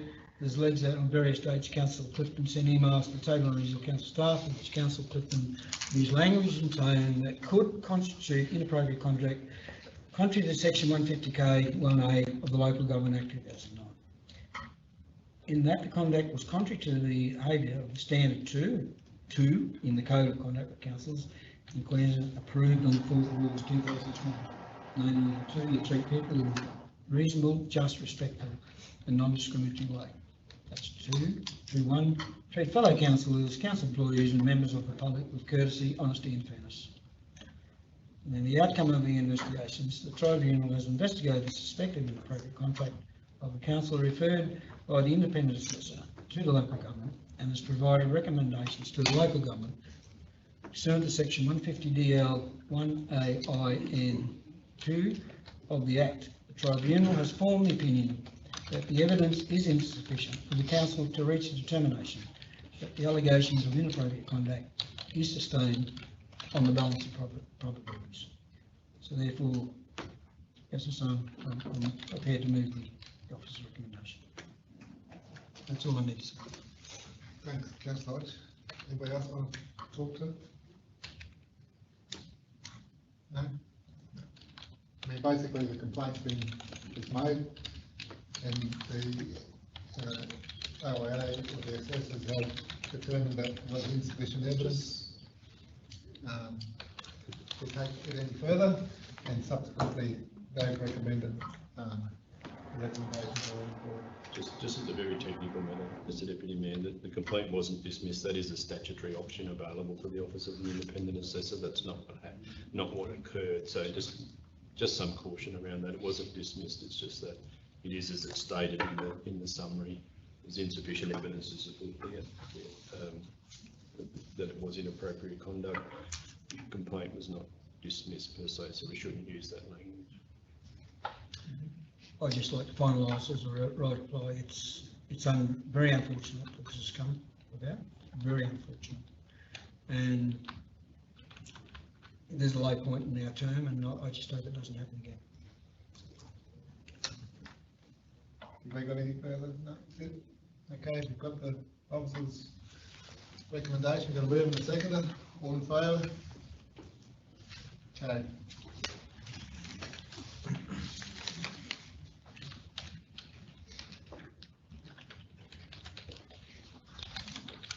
Thank you,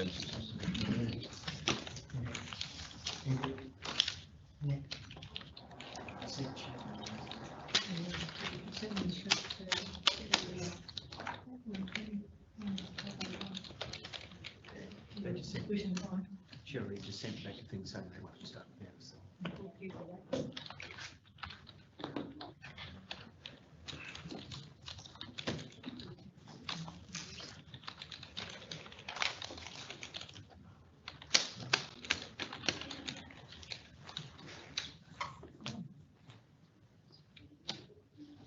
Okay, we're ready to go into confidential now, are we? Yep. Can we have a move to go into confidential? And a second. Thank you. Moved, councillor Wilson, second, councillor Hodge. Those in favour of going into confidential? Carried. Thank you.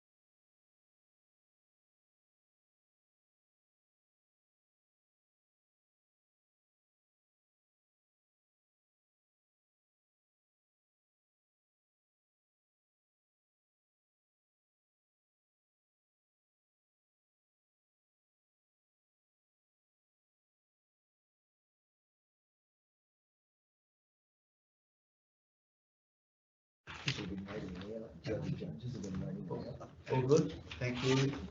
Okay, councillors, Atherton Performing Arts, 16.1. Do we have a mover of the officer's recommendation? I'll move, thank you. Seconder? Those in favour? Carried, that's 6-1. Jeff. Councillor Cardew? Me. 16.2. Concession request from Drill North. Do we have a mover of the officer's recommendation? Councillor Billy? No. Thanks, councillor Wills, a seconder. Councillor Cardew. Okay, those in favour of the officer's recommendation? Carried, thank you. Item 16.3, Land Trust Concession. Do we have a mover of the officer's recommendation? Councillor Clifton?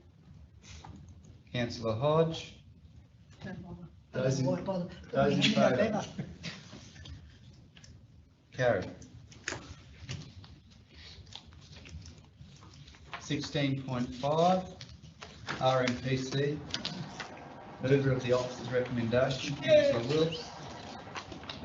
Councillor Bilney. Those in favour? Carried. Thank you.